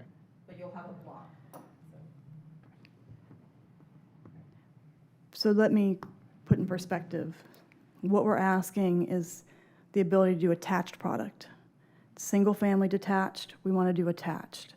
And when you go from single-family detached, very large lots, and you go to detached, you actually have less impervious. So our project will have less impervious. So that's the perspective that I think we're missing, is that you actually have a lot of benefits when you go to attached product. It creates more open space. For example, our frontage is a quarter mile of frontage on Alvernon. With our attached product, estimating we'll still have 880 linear feet of open space. We're required to do a neighborhood park. Our attached product will be common architecture, common maintenance, so that unlike the single-family homes where you have to have a homeowners association, if you have one, because apparently some of these don't have a homeowners association, chase after homeowners, our product will be commonly maintained, common architecture, common landscaping, and will enhance the values in that neighborhood. Excuse me, I don't want to have any of that. Nobody did that to you when you got up here. And again, these are single-family homes that are going to be attached. These are not riffraff, I don't even know what that means, but we're just attaching the product, which will actually decrease the impervious surface and allow for the opportunity to make the situation better. We're not responsible for the drainage issues, historic drainage issues in the neighborhood. We're not allowed to make it worse, but I've seen client after client after client, when they go to attached product, they can make the drainage situation better. As far as the sidewalk issue, we're required to put a sidewalk along Alvernon. There's an existing sidewalk on our west boundary that goes to River Chase, so we'll be connecting to that. I know Mr. Hansel pointed that out, that there are sidewalks in River Chase and the projects that connect to River Chase. There's a sidewalk system there. We'll be required to do that. The other comment, and I'm addressing comments here, is it's a narrow strip of land. It actually is 200 feet deep. It's the typical townhome product is between 45 and 60 feet. So if you got a 60 feet minus 200 leaves 140 feet. So from that back property line, you heard a resident that talked to you from River Chase along our south boundary line. I want to point out that he is one of 47 homes on our south property line. But that being said, we're still going to be off of his property line by about 100 feet. We intend on putting our stormwater pond along our south property line. So you can see by doing a townhome project, it actually increases the separation between our house and the houses along, our homes and the homes along River Chase to our south. Mr. Chairman, can I ask a question? Excuse me, Sharon, Don, go ahead. Two questions for you. One is, will you be putting a sidewalk in the entirety of Alvernon?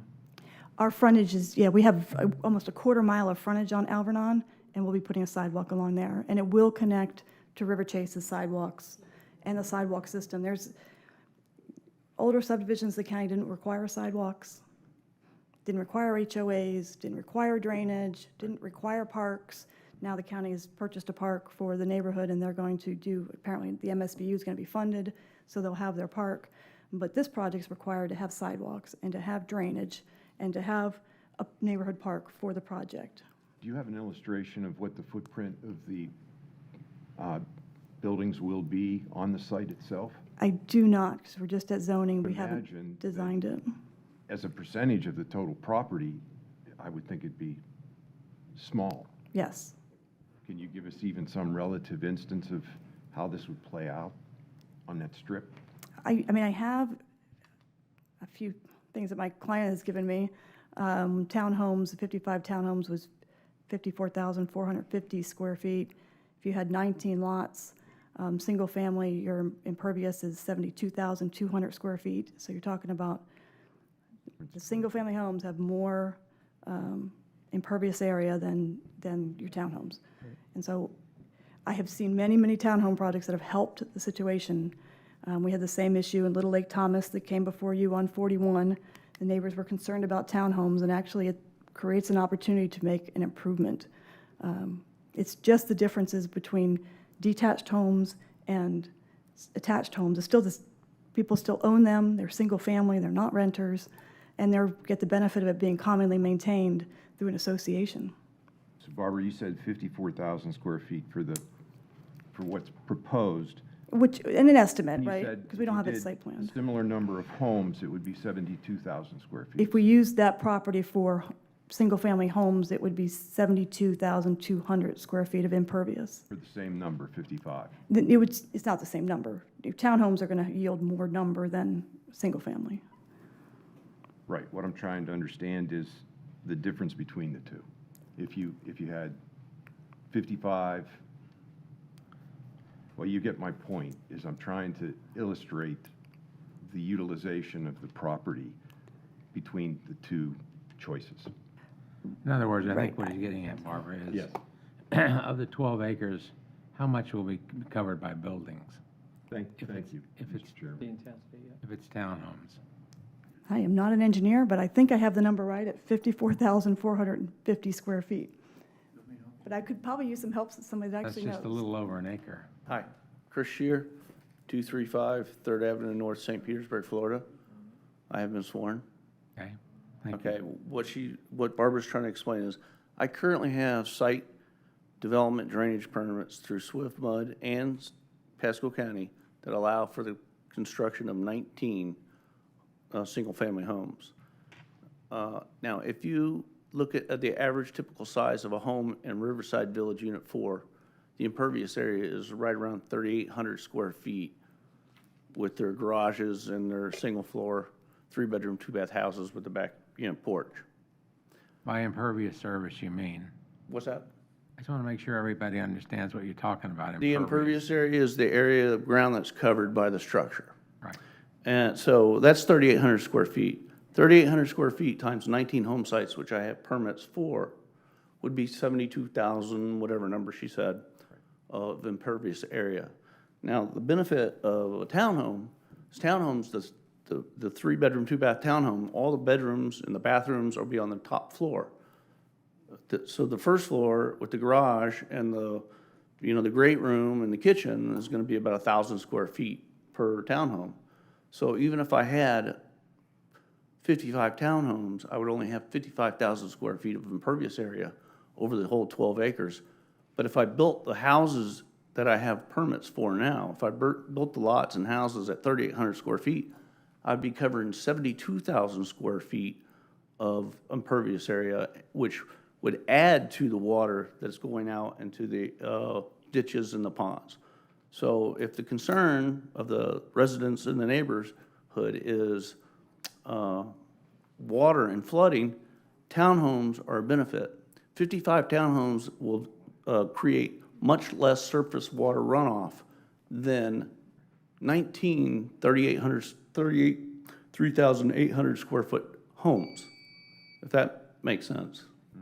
Yeah, I just want to make sure it's clear. It's clear to me. I just want to make sure it's clear to everybody in the room.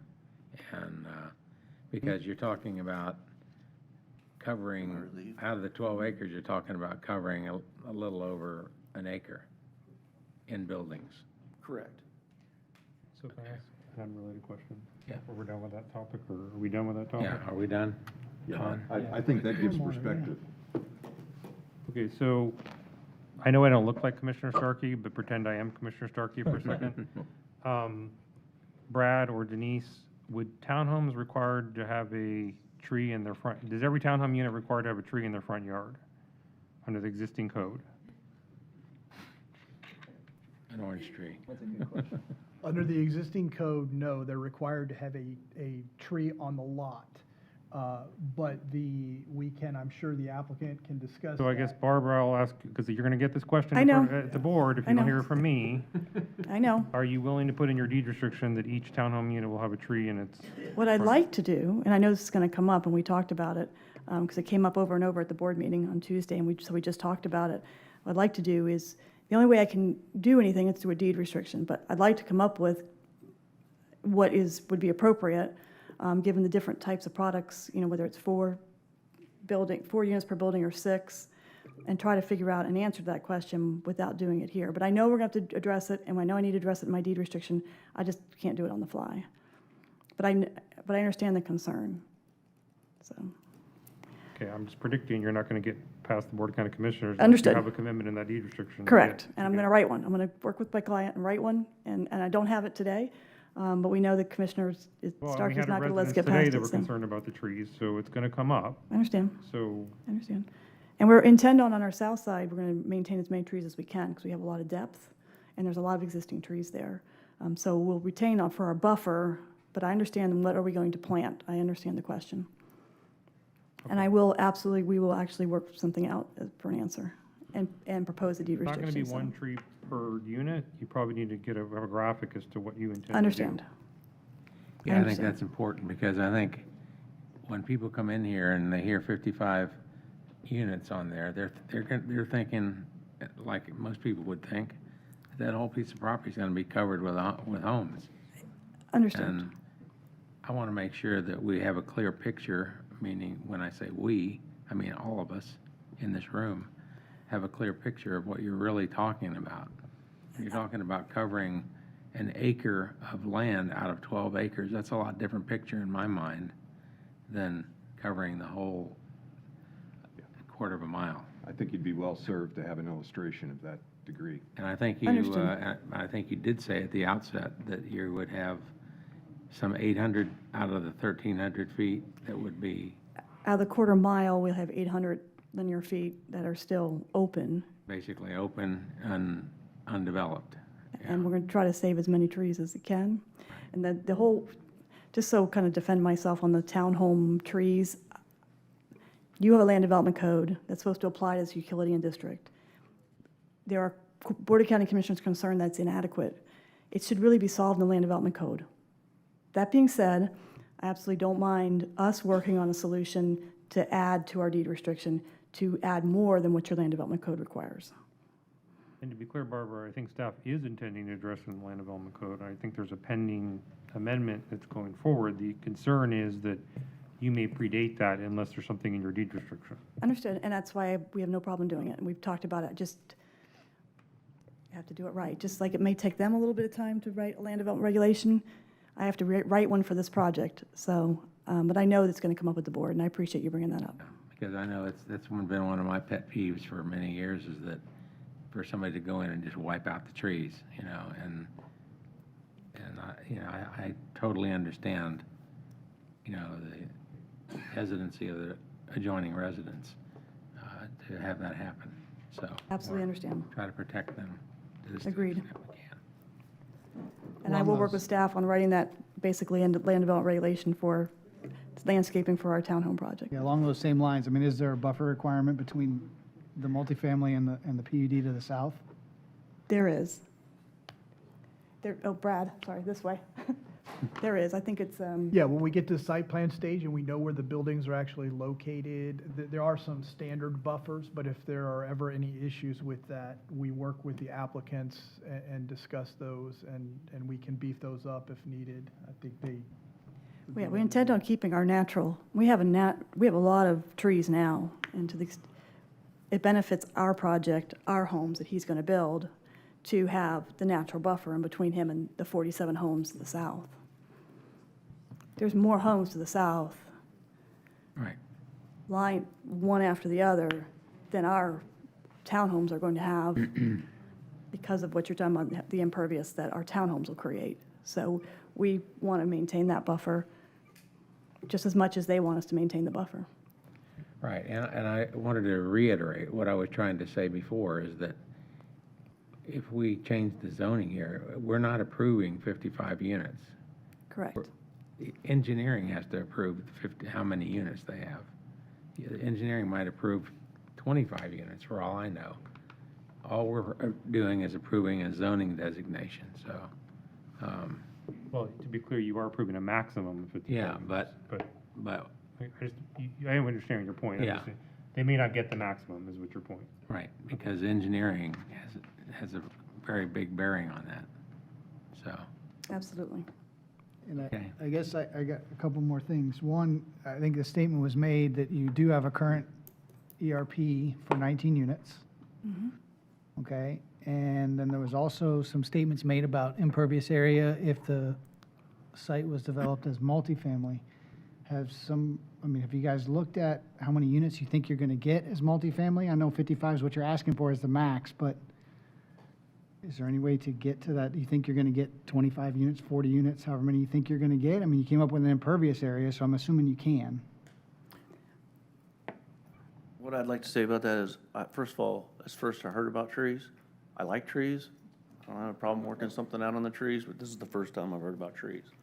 So I we'll did have talk to something. him. Huh? Yeah, I said I did talk to him about So it. Barbara Yeah. Barbara attends a lot more I forgot. commission meetings than you do, and she's probably heard this on multiple occasions. I don't, Yeah. anyway, we do have a Swift Mud ERP permit. Our plan is to come in, with a reduction to that permit and the amount of, impervious area that we have. I have not laid out all the homes, but I intend to do that, proposed townhomes. But I'll do that before the county commission meeting, make it part of the package if we can we do that? So So, I guess I'd go back, and then I was trying to follow what you were saying about if it's multifamily, you're gonna have less impervious area than single family. right. That's correct. So how did you do that without knowing how many units you're gonna have? Well, I multiplied by 55 units. A typical townhome unit has about 1,000 square feet on the first floor. I'm asking for approval up to 55 units, so it's 55,000 square feet of impervious area, Okay. as opposed to 3,800. And I guess I'm gonna take that and relay that onto a traffic question. Would 55 multifamily units generate more traffic than 19 single-family homes?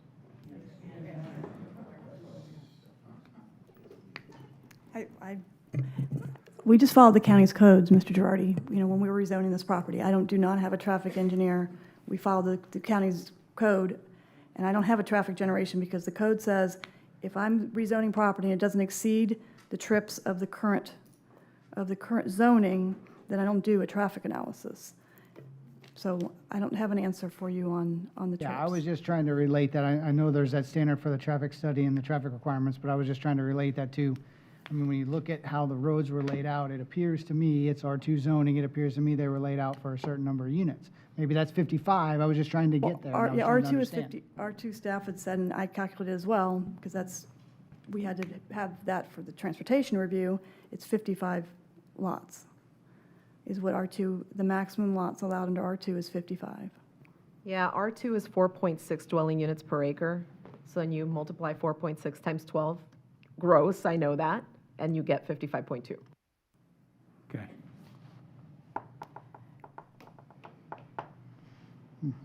I just want to make sure we've adequately answered your questions. If we need to go back and do something and come back to Planning Commission, we're willing to do that. I mean, it's very important that we answer your questions, and if you feel that we haven't, we are happy to do anything to answer your questions.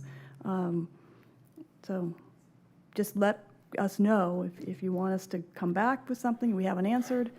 What happens to me is it gets to the dais, and then I didn't know that you needed something else, and so I just am putting that out there. If you need something else, please give us the clue that you need something else. If not, we'd appreciate your support. Yeah, I mean, personally, for me, the big struggle here is it has R2 zoning, it's compatible, it's the same as use, it's the same as is on both sides of the street. Now, what complicates it is it backs up to 50-foot lots to the south. So that complicates matters, in my opinion. You think that's not compatible? Well, whether it's compatible or not, and that's what I'm saying, it complicates matters on whether it's compatible or not. Oh, because we're looking at 55 units across our whole site, and there's 47 behind us. acknowledged. There's also quite a bit of wetlands and stuff in there too, so. Okay. Barbara Cook, continue. Lost my way. I think I've answered all your questions and gone over the points that we wanted to go over. Okay, you covered all the questions that were brought up. I did. Single-family homes have more green. We've talked about that ad nauseum, about the difference between the impervious between single-family detached and single-family attached. We've talked about traffic. I would point out that this project has access ultimately to 3 signalized intersections, one at Alico and Starkey, one at Heritage and Starkey, one at St. Lawrence, Heritage and Little, one at St. Lawrence and Little. There is interconnection amongst these different subdivisions to these signalized intersections. So regarding drainage, I can tell you I've been here before and listened to the community talk about the county's drainage easement and the fact that it's overgrown.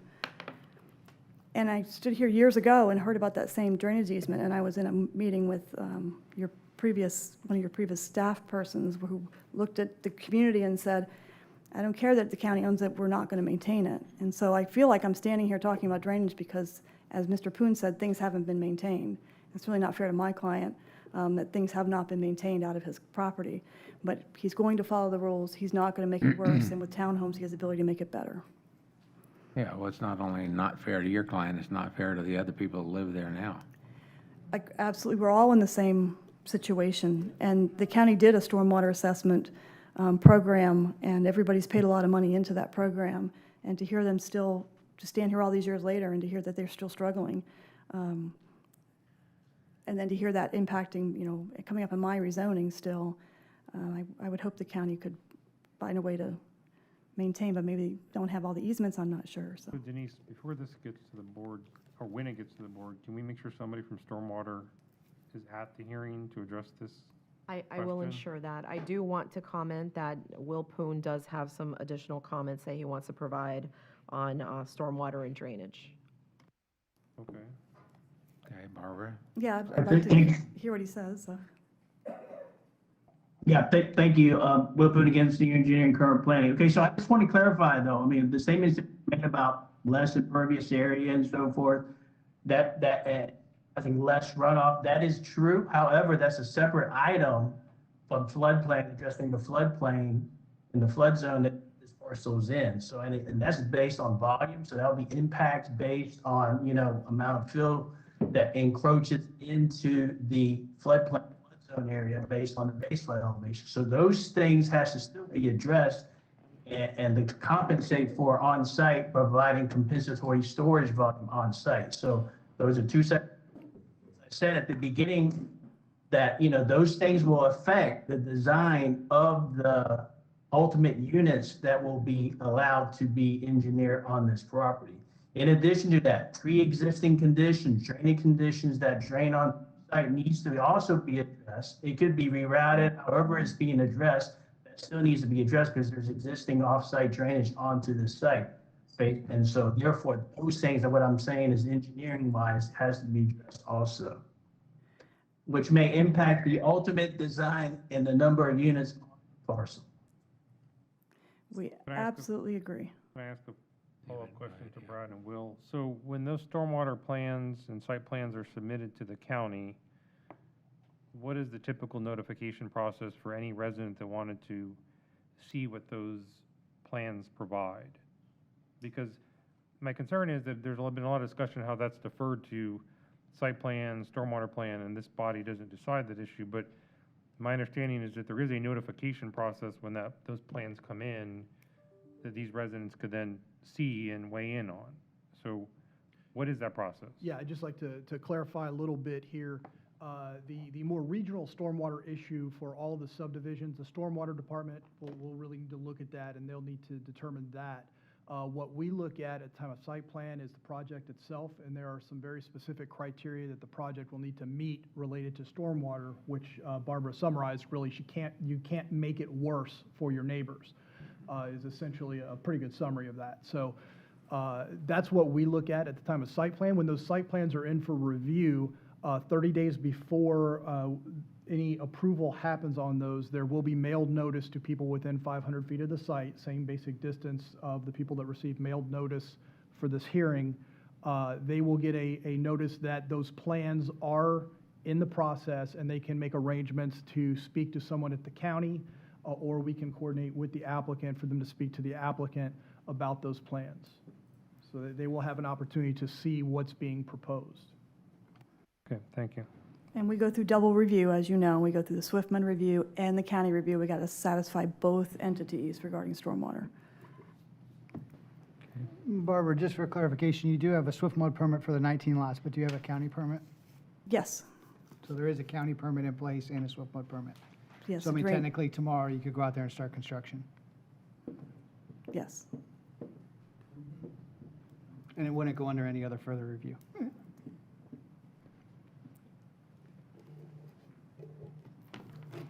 Okay. Any other questions I can answer? School came up. Mhm. People indicated that the traffic was difficult to drop students off at the schools and to pick up due to traffic. I talked to an individual who's with the school board. He indicated that there would be no problem with adding additional students to the schools in that area. That's my understanding as well. Well, can we get some clarification from Mr. Tennell? Because I think the school that was described was Starkey K through 8. Yeah. And I don't even think this land is zoned for Starkey K. No, they're zoned for Longleaf, so. Okay. Whatever issue that is, I mean, this property will not affect it. Okay. So I wanted to clear the school issue up. Yeah, and just,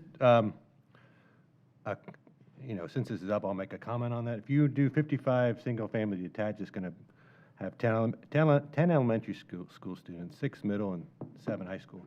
By going to single-family attached, which are townhomes, you're going to reduce from 10 elementary to 5, from 6 middle school to 3, and from 7 high school to 3. So actually, this type of product reduces the impact on the school district from single-family detached. That's a typical house with a lot. That data is based on the information that we have from our system countywide, so it's true. If there's anybody that doubts it, we have, you know, you can look at our numbers. Hey, let me ask my other questions. I only got 2 more to go, please. Well, traffic in the area and flooding in the area, those are going to be consistent throughout Pasco County, in my opinion. So basically, an opinion of you as a professional in this? No, I agree. I agree. We have to, I mean, Mr. Poon has went through the kind of review we're going to have to go through for our project. Yes, clearly there's historic flooding and issues regarding the project, but we can't make it worse. In traffic, we have to pay mobility fees, just like we have to pay school impact fees and park fees. Some of these older units didn't pay some of those fees, but we have to pay all those fees. And flooding on the west side of the county, from what I have seen and read in newspapers, is almost, I was going to use the example of, no, poor choice, the gambling analogy I was going to use it. But from what I read in the paper, flooding on the west side of the county is an issue up and down, from Holiday to Hudson. There are quite a few areas, Trinity, this area, up off of Ridge Road, north side of Ridge Road, I think there's issues. Before I leave sidewalks, I understand from one young lady, she is the president of the HOA there. Perhaps the HOA could get with their community and maybe install sidewalks, if that's the right term to use, because you're going to have some for your area, but I would throw that out there. Sidewalks in newer communities are installed as part of a Pasco County code, I believe. So I commend you on putting sidewalks in. At least it's for a short area. So, and that's all I have. Now, as you said, Mr. Hansel, you have codes that are much different from when some parts of the overall communities have been built. You require a lot more infrastructure, and a much more stringent review. And we will follow all those things. Okay, any other questions? Not so much a question. I wanted to ask Denise if she can put the layers on for the flood zone for that area. So I think it's a good perspective that this whole area is a flood zone. Just give me a second. Okay, thank you.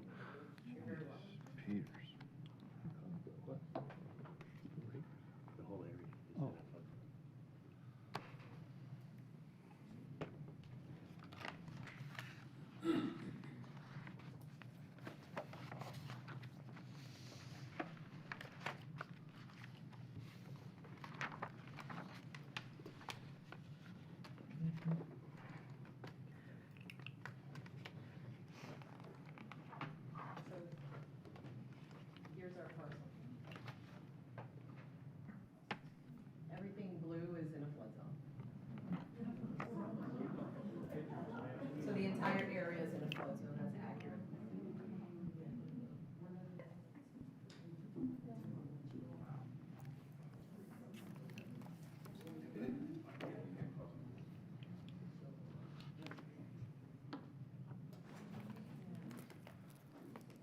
Okay, any more questions for Barbara? Thank you. Thank you, Barbara. All right. Any questions for staff, please?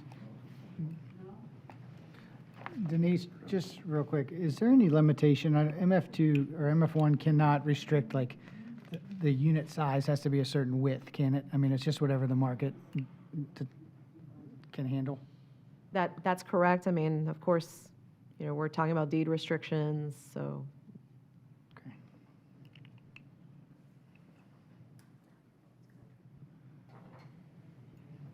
Any other questions for staff? Well, I have one more question for Denise or Brad. So on the issue of the trees, is the land development code developed to a point where we could simply insert the new code requirement into the deed restriction, or does it require something more detailed? I think it's, and please defer to Brad if I'm not stating the correct thing, but I believe it's fairly well developed at this point. So Yeah, I think we can include the language. The language is pretty well developed in that regard, but we've actually done this on other projects that have come through recently, so we actually have some language that we can provide, so it will make sure that Well, I happens. didn't hear Barbara specifically agree to that language, but I'm just wondering, because Barbara asked, is there something that we haven't seen, and we haven't really seen whatever this language is? So, I guess the question would, I guess really it's a question for the planning commission, are they comfortable with this moving forward without knowing what that language is, if it's not gonna mirror whatever the new code says? And that's a question for you all, not me, it's up to you. We are very agreeable regarding the trees. We have 200 foot of depth to develop with here. If you want me to work on deed restrictions and come back in a couple of weeks, I can do that. And we can answer the question about a minimum lot size and how that works with the MF1 zoning district.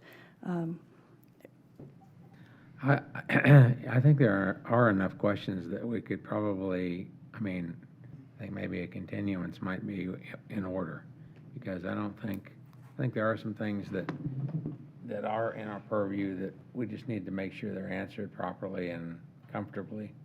There's a few things I feel uncomfortable about. Obviously, there's some things that other board members feel, and I don't really want to force this board into a position where they have to make a vote without feeling comfortable with their decision. So I'm open to any motion, of course. It's not up to me, but it'd be my recommendation that as a board, we strongly consider a continuance. So I would echo the chairman's sentiments. So is that a motion? Is that a motion to continue? It's a motion. I second. We have a motion, and we have a second. Any further discussion Denise is on looking for the motion? date here. Do you need a date, Denise? And so we are going to be doing this to a hearing that's over on this side. Is that accurate? Yeah, we don't want people to have to drive to Dade City, you know. Just making certain. Okay.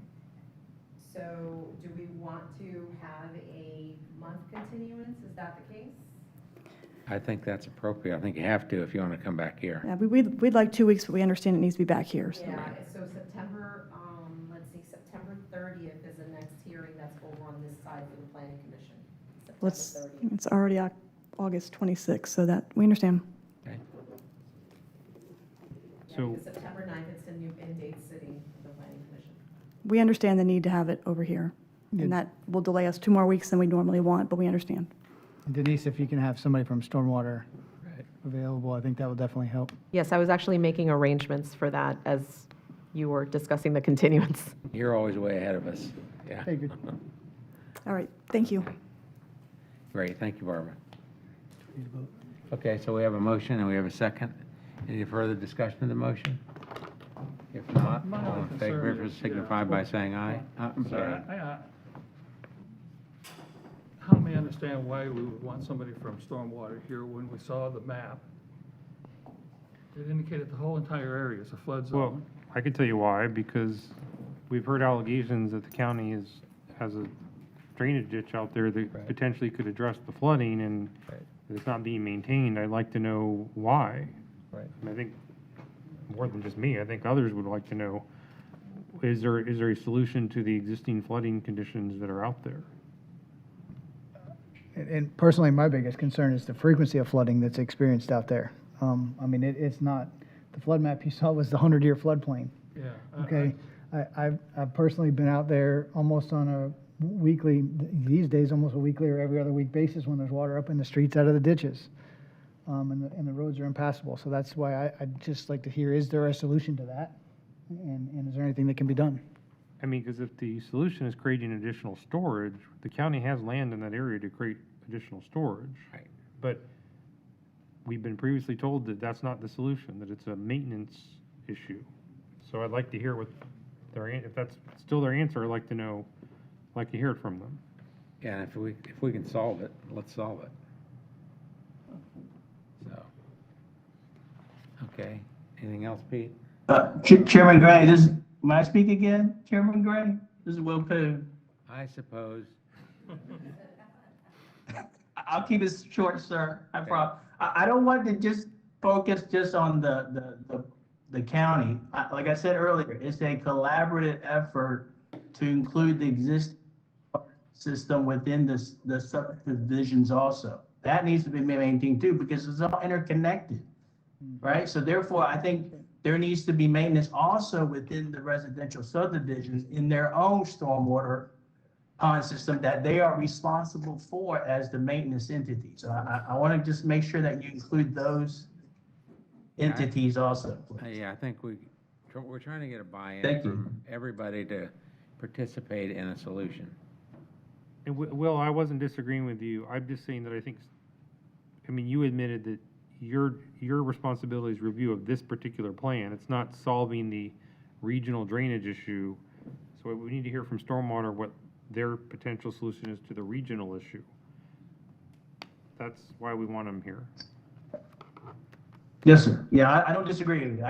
It's not like, yeah, it's a collaborative effort by everybody. I just want to make sure. Okay. Thank you. Thank you, Will. Okay, I think we have everything on the table, so we have a motion and a second. All in favor of the motion signify by saying aye. Aye. Opposed, like sign. Okay, motion's carried. It's continued for 1 month, roughly.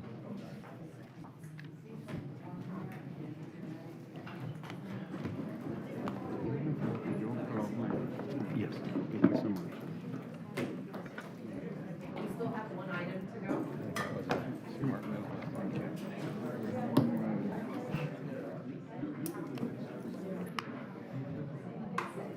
Oh, she can either get these concerns addressed now, or she's gonna have to do it with the board anyway. Exactly. Clear the chambers because we still have one item to go. I think they'd be well served showing an footprint. Is this next one going to be quicker? We take a Okay, we recess? have one more to address, so if everybody would please move quietly to the outside and talk out there. It would definitely for when it goes in front of the commissioners.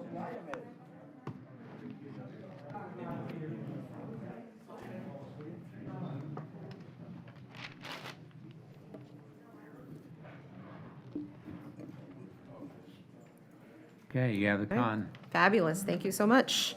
So the last item is P13 on your agenda. It's item PDD 217530.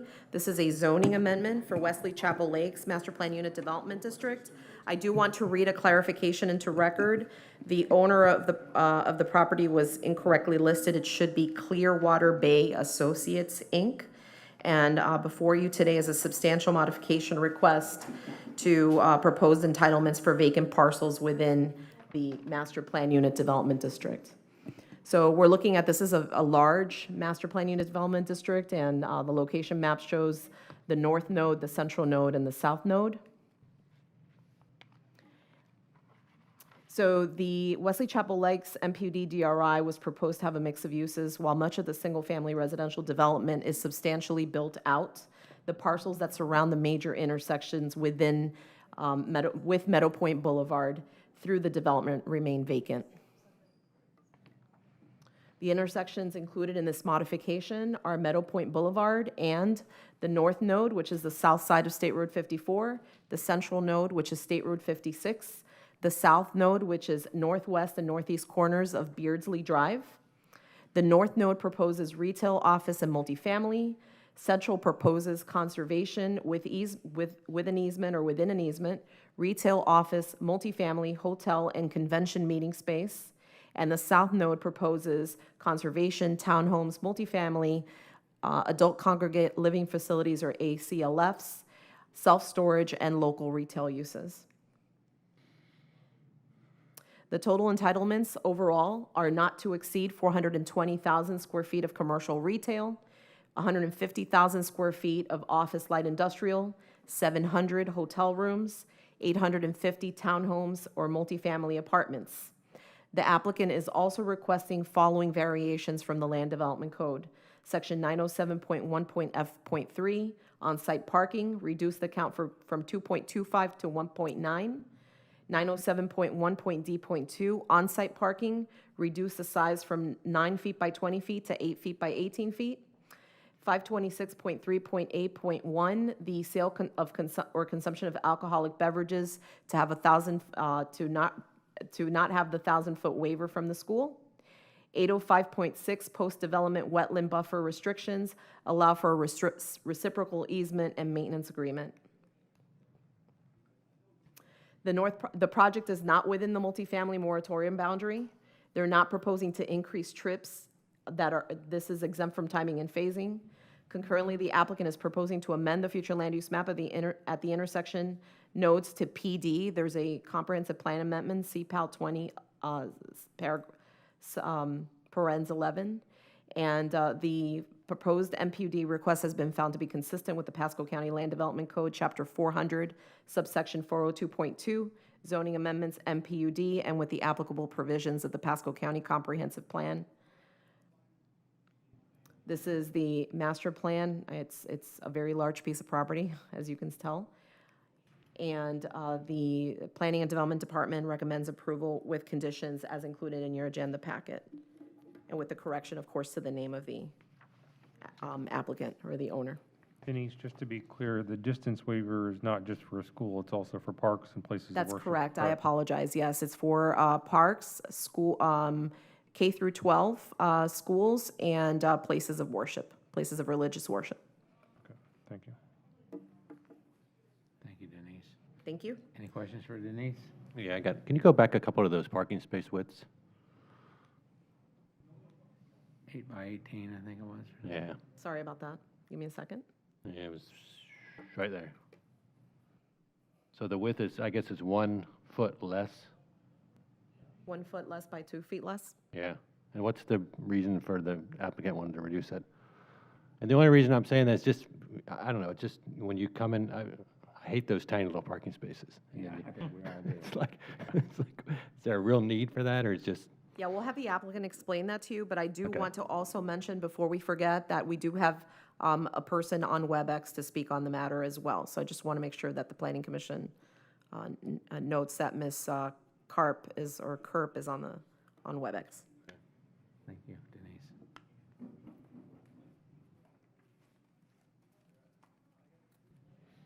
Barbara Wilhite for the applicant. I can answer questions, or we can listen to the person that's on Webex and then address that, if that might Probably be a more good idea, efficient. Yeah. Thank you. Thank you, Barbara. Okay.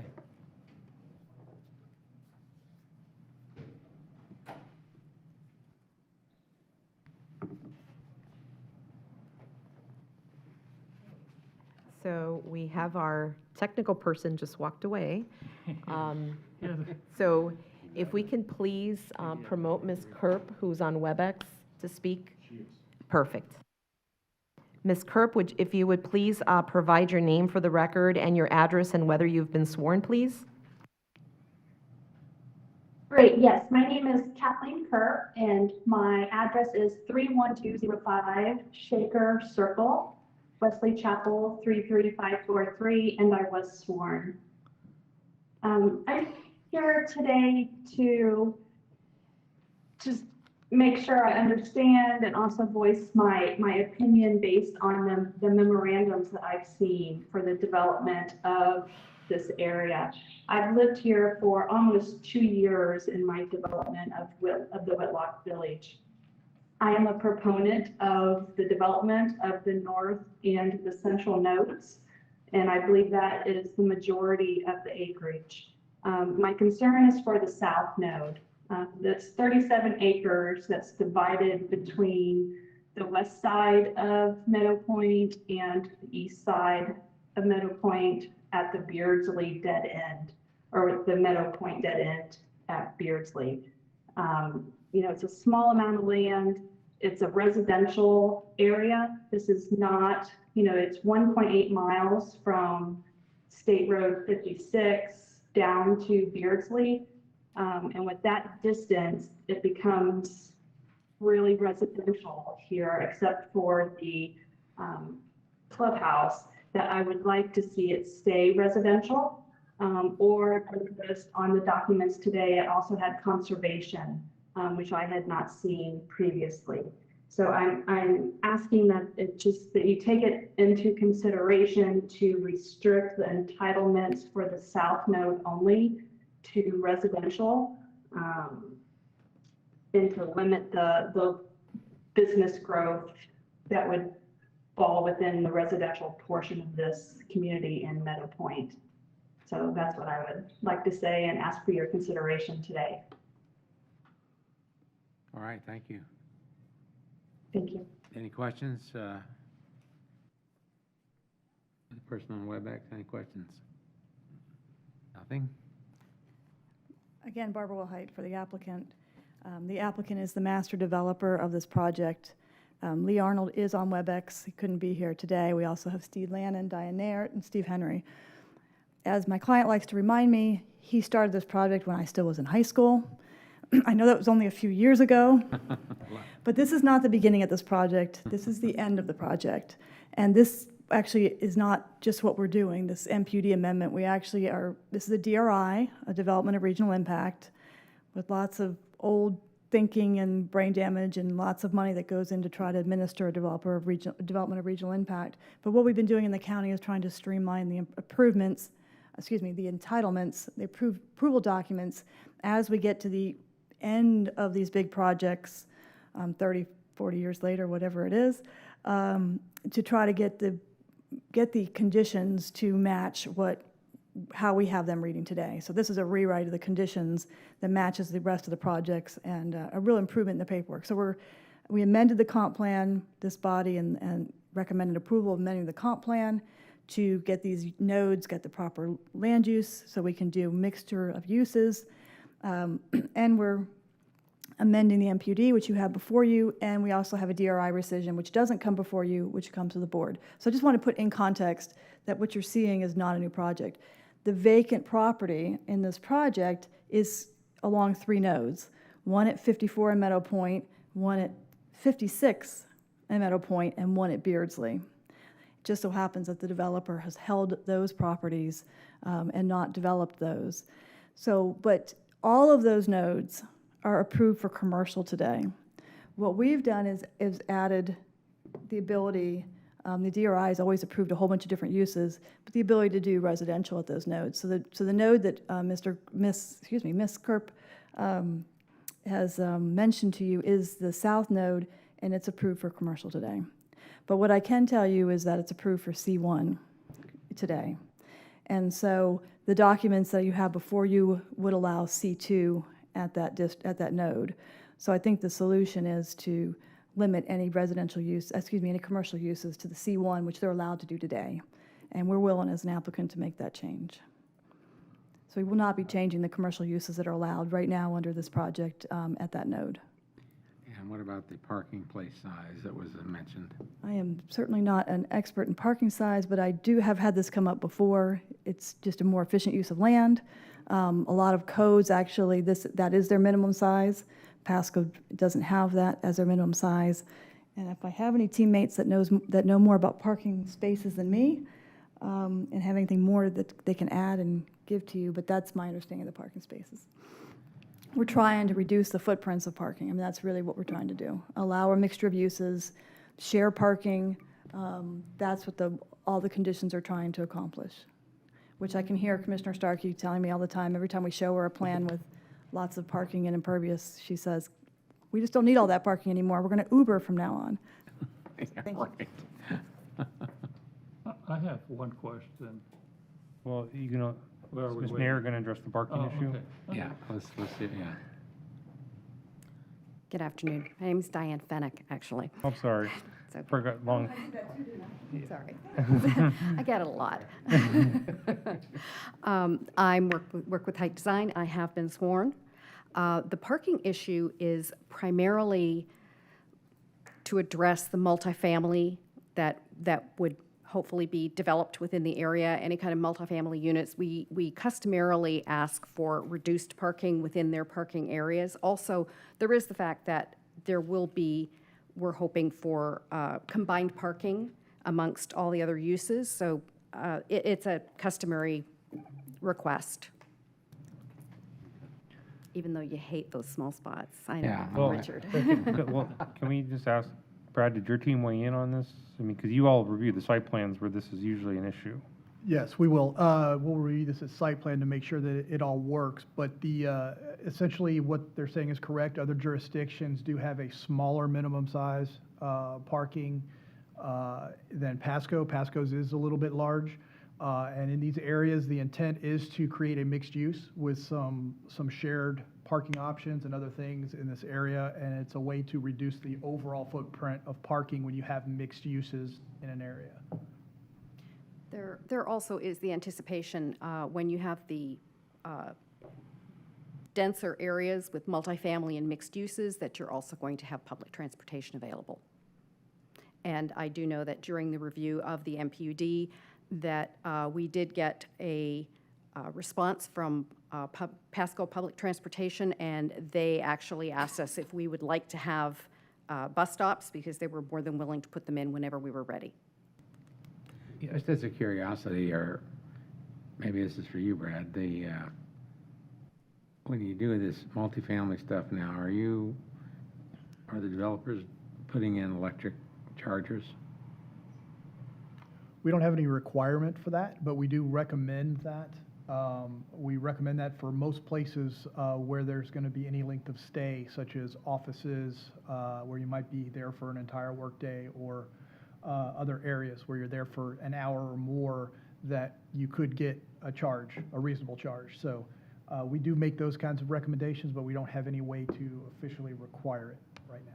I mean, I can see that coming, and it's going to be, some of us have need for that. I can add, Barbara Wilhite, I was on a team call with an apartment developer, and they were talking all about the location of their electric charger just this week.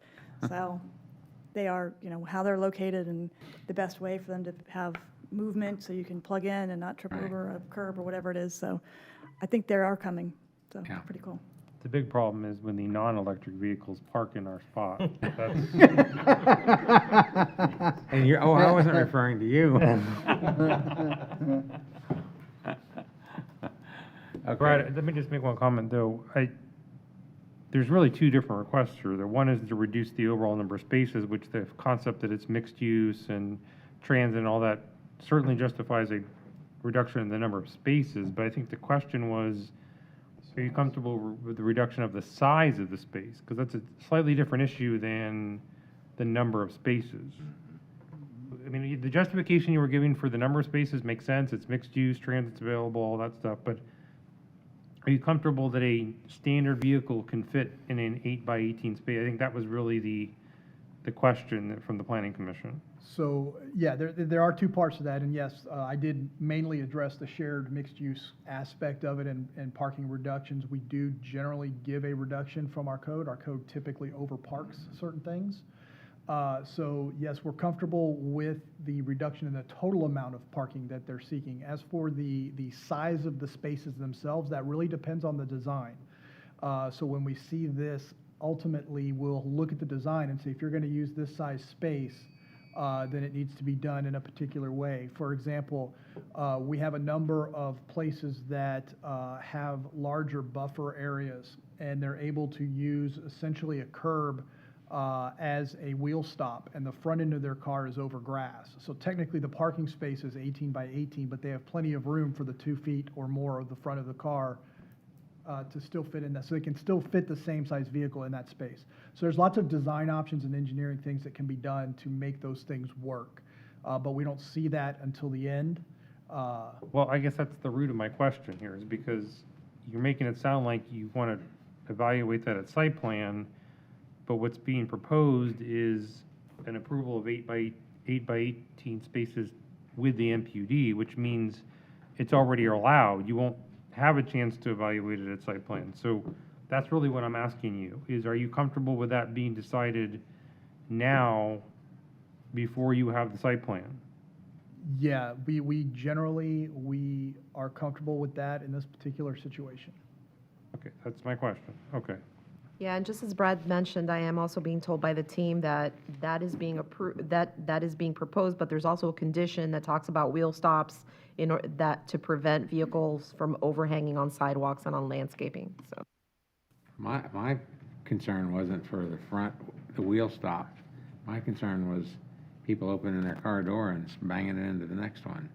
You know, I had this all the time. That's my biggest aggravation about narrower spaces.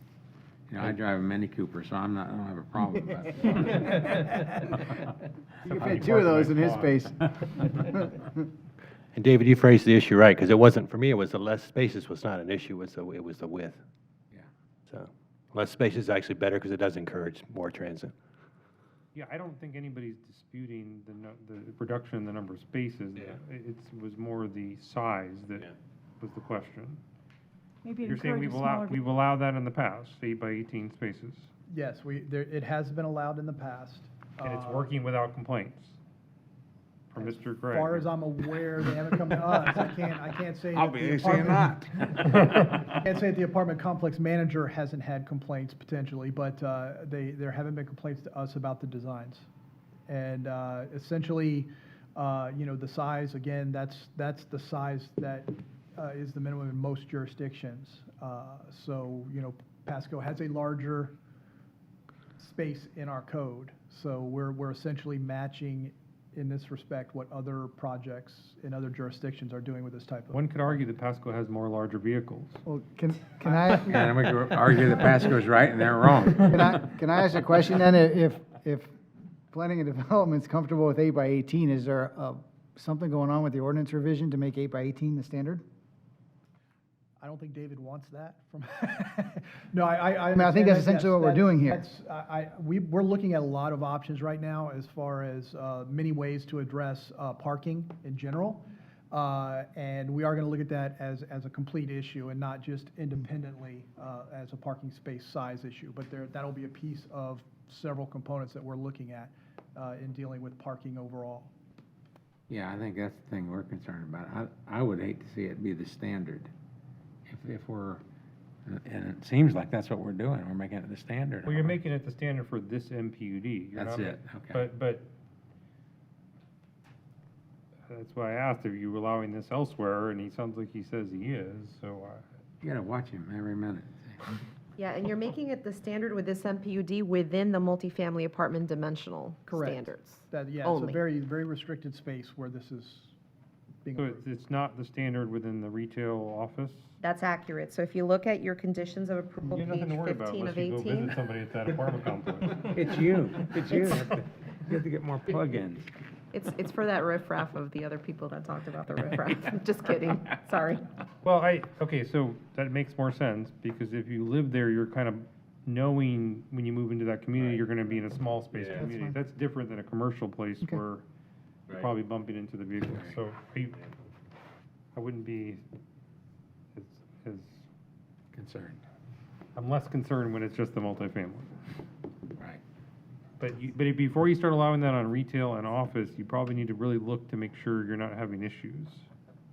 Yeah, we're looking at all sorts of things in that package. We also look at ride sharing and the changes in some of the ride sharing, the potential for automated vehicles and automated vehicle parking and the types of spaces they would need. So there's a number of different things. We're looking at this in a very broad scope. So parking space size will be a piece of it. Make it bigger, make it smaller. We're not quite there yet, but we are looking at it all. Okay. I have an issue. It's just one issue, but it's multiple places. Churches, schools, parks. Constantly seeing this come up, and that's the waiver of the alcoholic beverages. It really concerns me that, first of all, you got schools and parks and churches. Churches are maybe 1 day a week, maybe 2 days a week. Schools are constant 5 days a week throughout, technically really throughout the school year, because you have summer school. And parks, 365 days a year. There's nothing worse than seeing a drunk come to a park. Now, he may come to the park with his own bottle wrapped up in a bag or sit in his car. That's a separate issue. But I hate to see the sale of alcoholic beverages that can be prevented by not waivering the 1,000-foot distance. And I've seen this 1,000-foot come up constantly over the years that I lived here in Pasco County. Why don't we just do away with the 1,000 feet? Make it 0 feet. If you got 1,000 feet and you can't abide by the 1,000 feet, then look at it and get rid of it. But waiver after waiver after waiver. If I can clarify some of that, just want to make sure that the waiver is for the consumption, not for the sale, because the sale is exempt from the waiver. So you could do sale of alcoholic beverages for package. So in other words, off-premises consumption, you don't have to apply for a waiver for that. This would be for those places where there's a restaurant or a bar or something where it's consumption on premises. So like the 7-Eleven, for example, I'm just going to throw out a 7-Eleven as an example. 7-Eleven is not subject to that 1,000-foot waiver, because what happens is that you drive in there, you buy the alcohol, the alcoholic beverage, and you take it with you home or wherever you're going to consume it. It's not consumed on premises. The waiver is for consumption on premises. Denise, I guess the other point of clarification is, my understanding is there's not many schools, parks, or churches within 1,000 feet of these nodes today. Is that right? That's accurate, yes. That this is really a waiver for future schools, parks, places of worship that might choose to locate in these nodes. That was how it was explained to me. That's accurate, yes, that is correct. So they'd be locating in that area knowing that it was a waived area, basically. Correct. They'd be coming to the nuisance effectively. Because they would know that it was already waived, basically. Is that accurate? Am I saying that right? David, yes, you are correct. That's accurate. And then I just also want to say that under the structure, the way the Land Development Code is now, the applicant would still have to come in and apply for an administrative use permit for the sale of alcoholic beverages, which the property gets posted, so there will still be some type of notice for folks. But the only existing school is, what's the school that's there that's on Chansey? Yeah. Denham Oaks? No. Does anybody know the name of the school that's on Chansey Boulevard? Double Branch. Double Branch. So is it within 1,000 feet of any of these nodes? So we're not waiving anything for any school that's there today, is what my understanding. This is for future schools, future parks, future places of worship that might choose to locate in these nodes. Just for clarity, Denise, in the staff analysis in the memo, is staff saying they support all 4 of those things? Because that item C is not clear the way I read it. And while she's looking that up, let me try to project down the road. This area that this particular node is at, or the areas you described, are being developed. And what I heard was that, yes, you can go ahead and, if this is approved, as it is, then that a park comes in down the road, that the park must be notified, or who's gonna notify the, Well, they would be buying into an area that's zoned with a waiver. with the waiver? So they would know that if they locate a school or a church in this area, it very well could be within 1,000 feet of an alcohol sales. So they'd be buying, the zoning's gonna reflect that it's waived. So when you buy something, usually you check your zoning to see what you can do. The zoning will reflect that there's a waiver in that area. It's an alcohol waived zone. No, I still stand by my earlier remarks. I know Denise used the example of somebody going into a 7-Eleven, kind of the area I grew up in. You go into a 7-Eleven, buy your bottle of bourbon, wrap it in your plastic bag, go to the nearest park and you drink it. And this is what's gonna happen in this area, if this ordinance goes through like it is. Well, 7-Eleven can only serve beer and Not wine. 7-Eleven, but that you take it with you. So this Barbara Wilhite, for the record again, we need to clean this up a little bit. This is for consumption. You do not require a waiver for the sale. Your code just changed, so when Tammy and I worked on this language, we pulled language from another project. You do not require a waiver for the sale. You require a waiver for consumption. So it impacts restaurants and bars that are going to locate in our mixed-use area. And so we want to have restaurants in our mixed-use area, and we think this is a better way of being upfront as opposed to somebody moving in and then we seek the waiver. We know we're going to have restaurants in our mixed-use areas in proximity to our housing, and we're looking forward to that, having those services for those residents. And so we're trying to be upfront about it so that if they come, like David says they come, whether it's a church or maybe a charter school comes and wants to also locate in our mixed-use area, that they know that there can be alcohol served at a restaurant or a bar. Now, it can be sold, for off-site package. You go to 7-Eleven and you buy your beer on your way home or your wine. The waiver doesn't apply to that anymore. The code was changed, so it's just consumption. So you're talking about a restaurant or a bar, and we want those in our mixed-use area. Yeah, and for clarification, I want to make sure that we all understand that the code was not recently changed for that waiver thing. That waiver provision in the code, the Board of County Commissioners changed that in 2014. What was changed is the body that hears the waiver being from the board to the Planning Commission. So that consumption on premises change was made in 2014 because basically the Board of County Commissioners concept was they were getting all these applications for 7-Eleven and they were on consent, applications for different package sales, they were on consent, and they were like, we don't want them to have a conditional use anymore. And we basically went to the board and said, well, but they'd still need to get a waiver. No, we don't want them to have a waiver anymore either. So that's what the board did in 2014. Took a bunch of my work away from me. I haven't seen the word consumption in this paragraph here. I just see sale. Yeah, I think Barbara made a comment that we need to, definitely make this a little bit clearer. Yeah, Yes. 'cause it says sales or consumption. It should just speak to consumption. Yeah, in the conditions of approval, it's in there. So we can clean that up. Okay, that, Denise and Tammy and myself can clean that up. yeah, if you want to make that, Good observation. Sorry for the confusion. yeah, just clean it up if you don't mind. Understood. And I do have a problem with these gas stations that sell the booze right there, and the guy takes it and goes off and, gets hammered and gets, I don't think it's I'm the not- I'm being- gas station's fault, sir. So, can I ask one last Yeah, question? well, I mean, We can- I'm sorry. But I understand your point. I'll put my Commissioner Starkey hat on again. Are you going to include the condition about, because this does allow townhomes, right? Are you going to address the tree issue on this one? Somebody? Well, heck, why not, right? I'm gonna beat the code. You're I'm gonna- gonna have to write the code.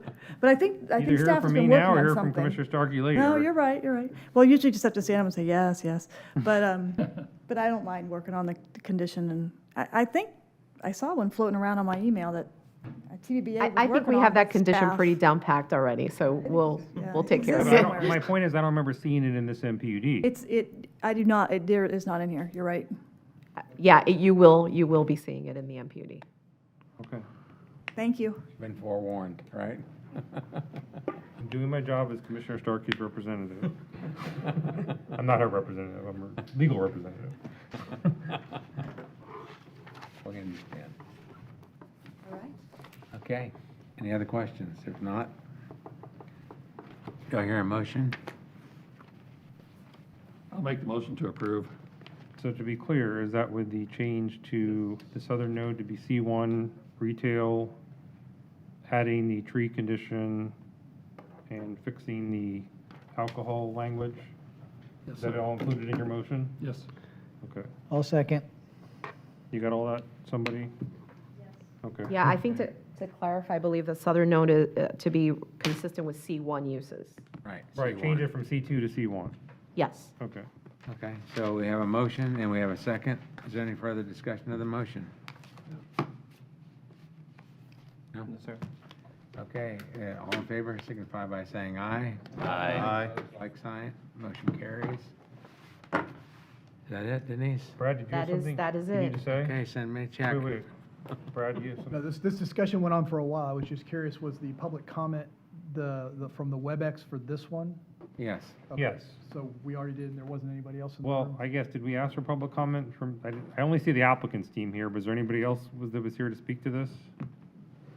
No. Okay. He spoke to the previous one. Okay.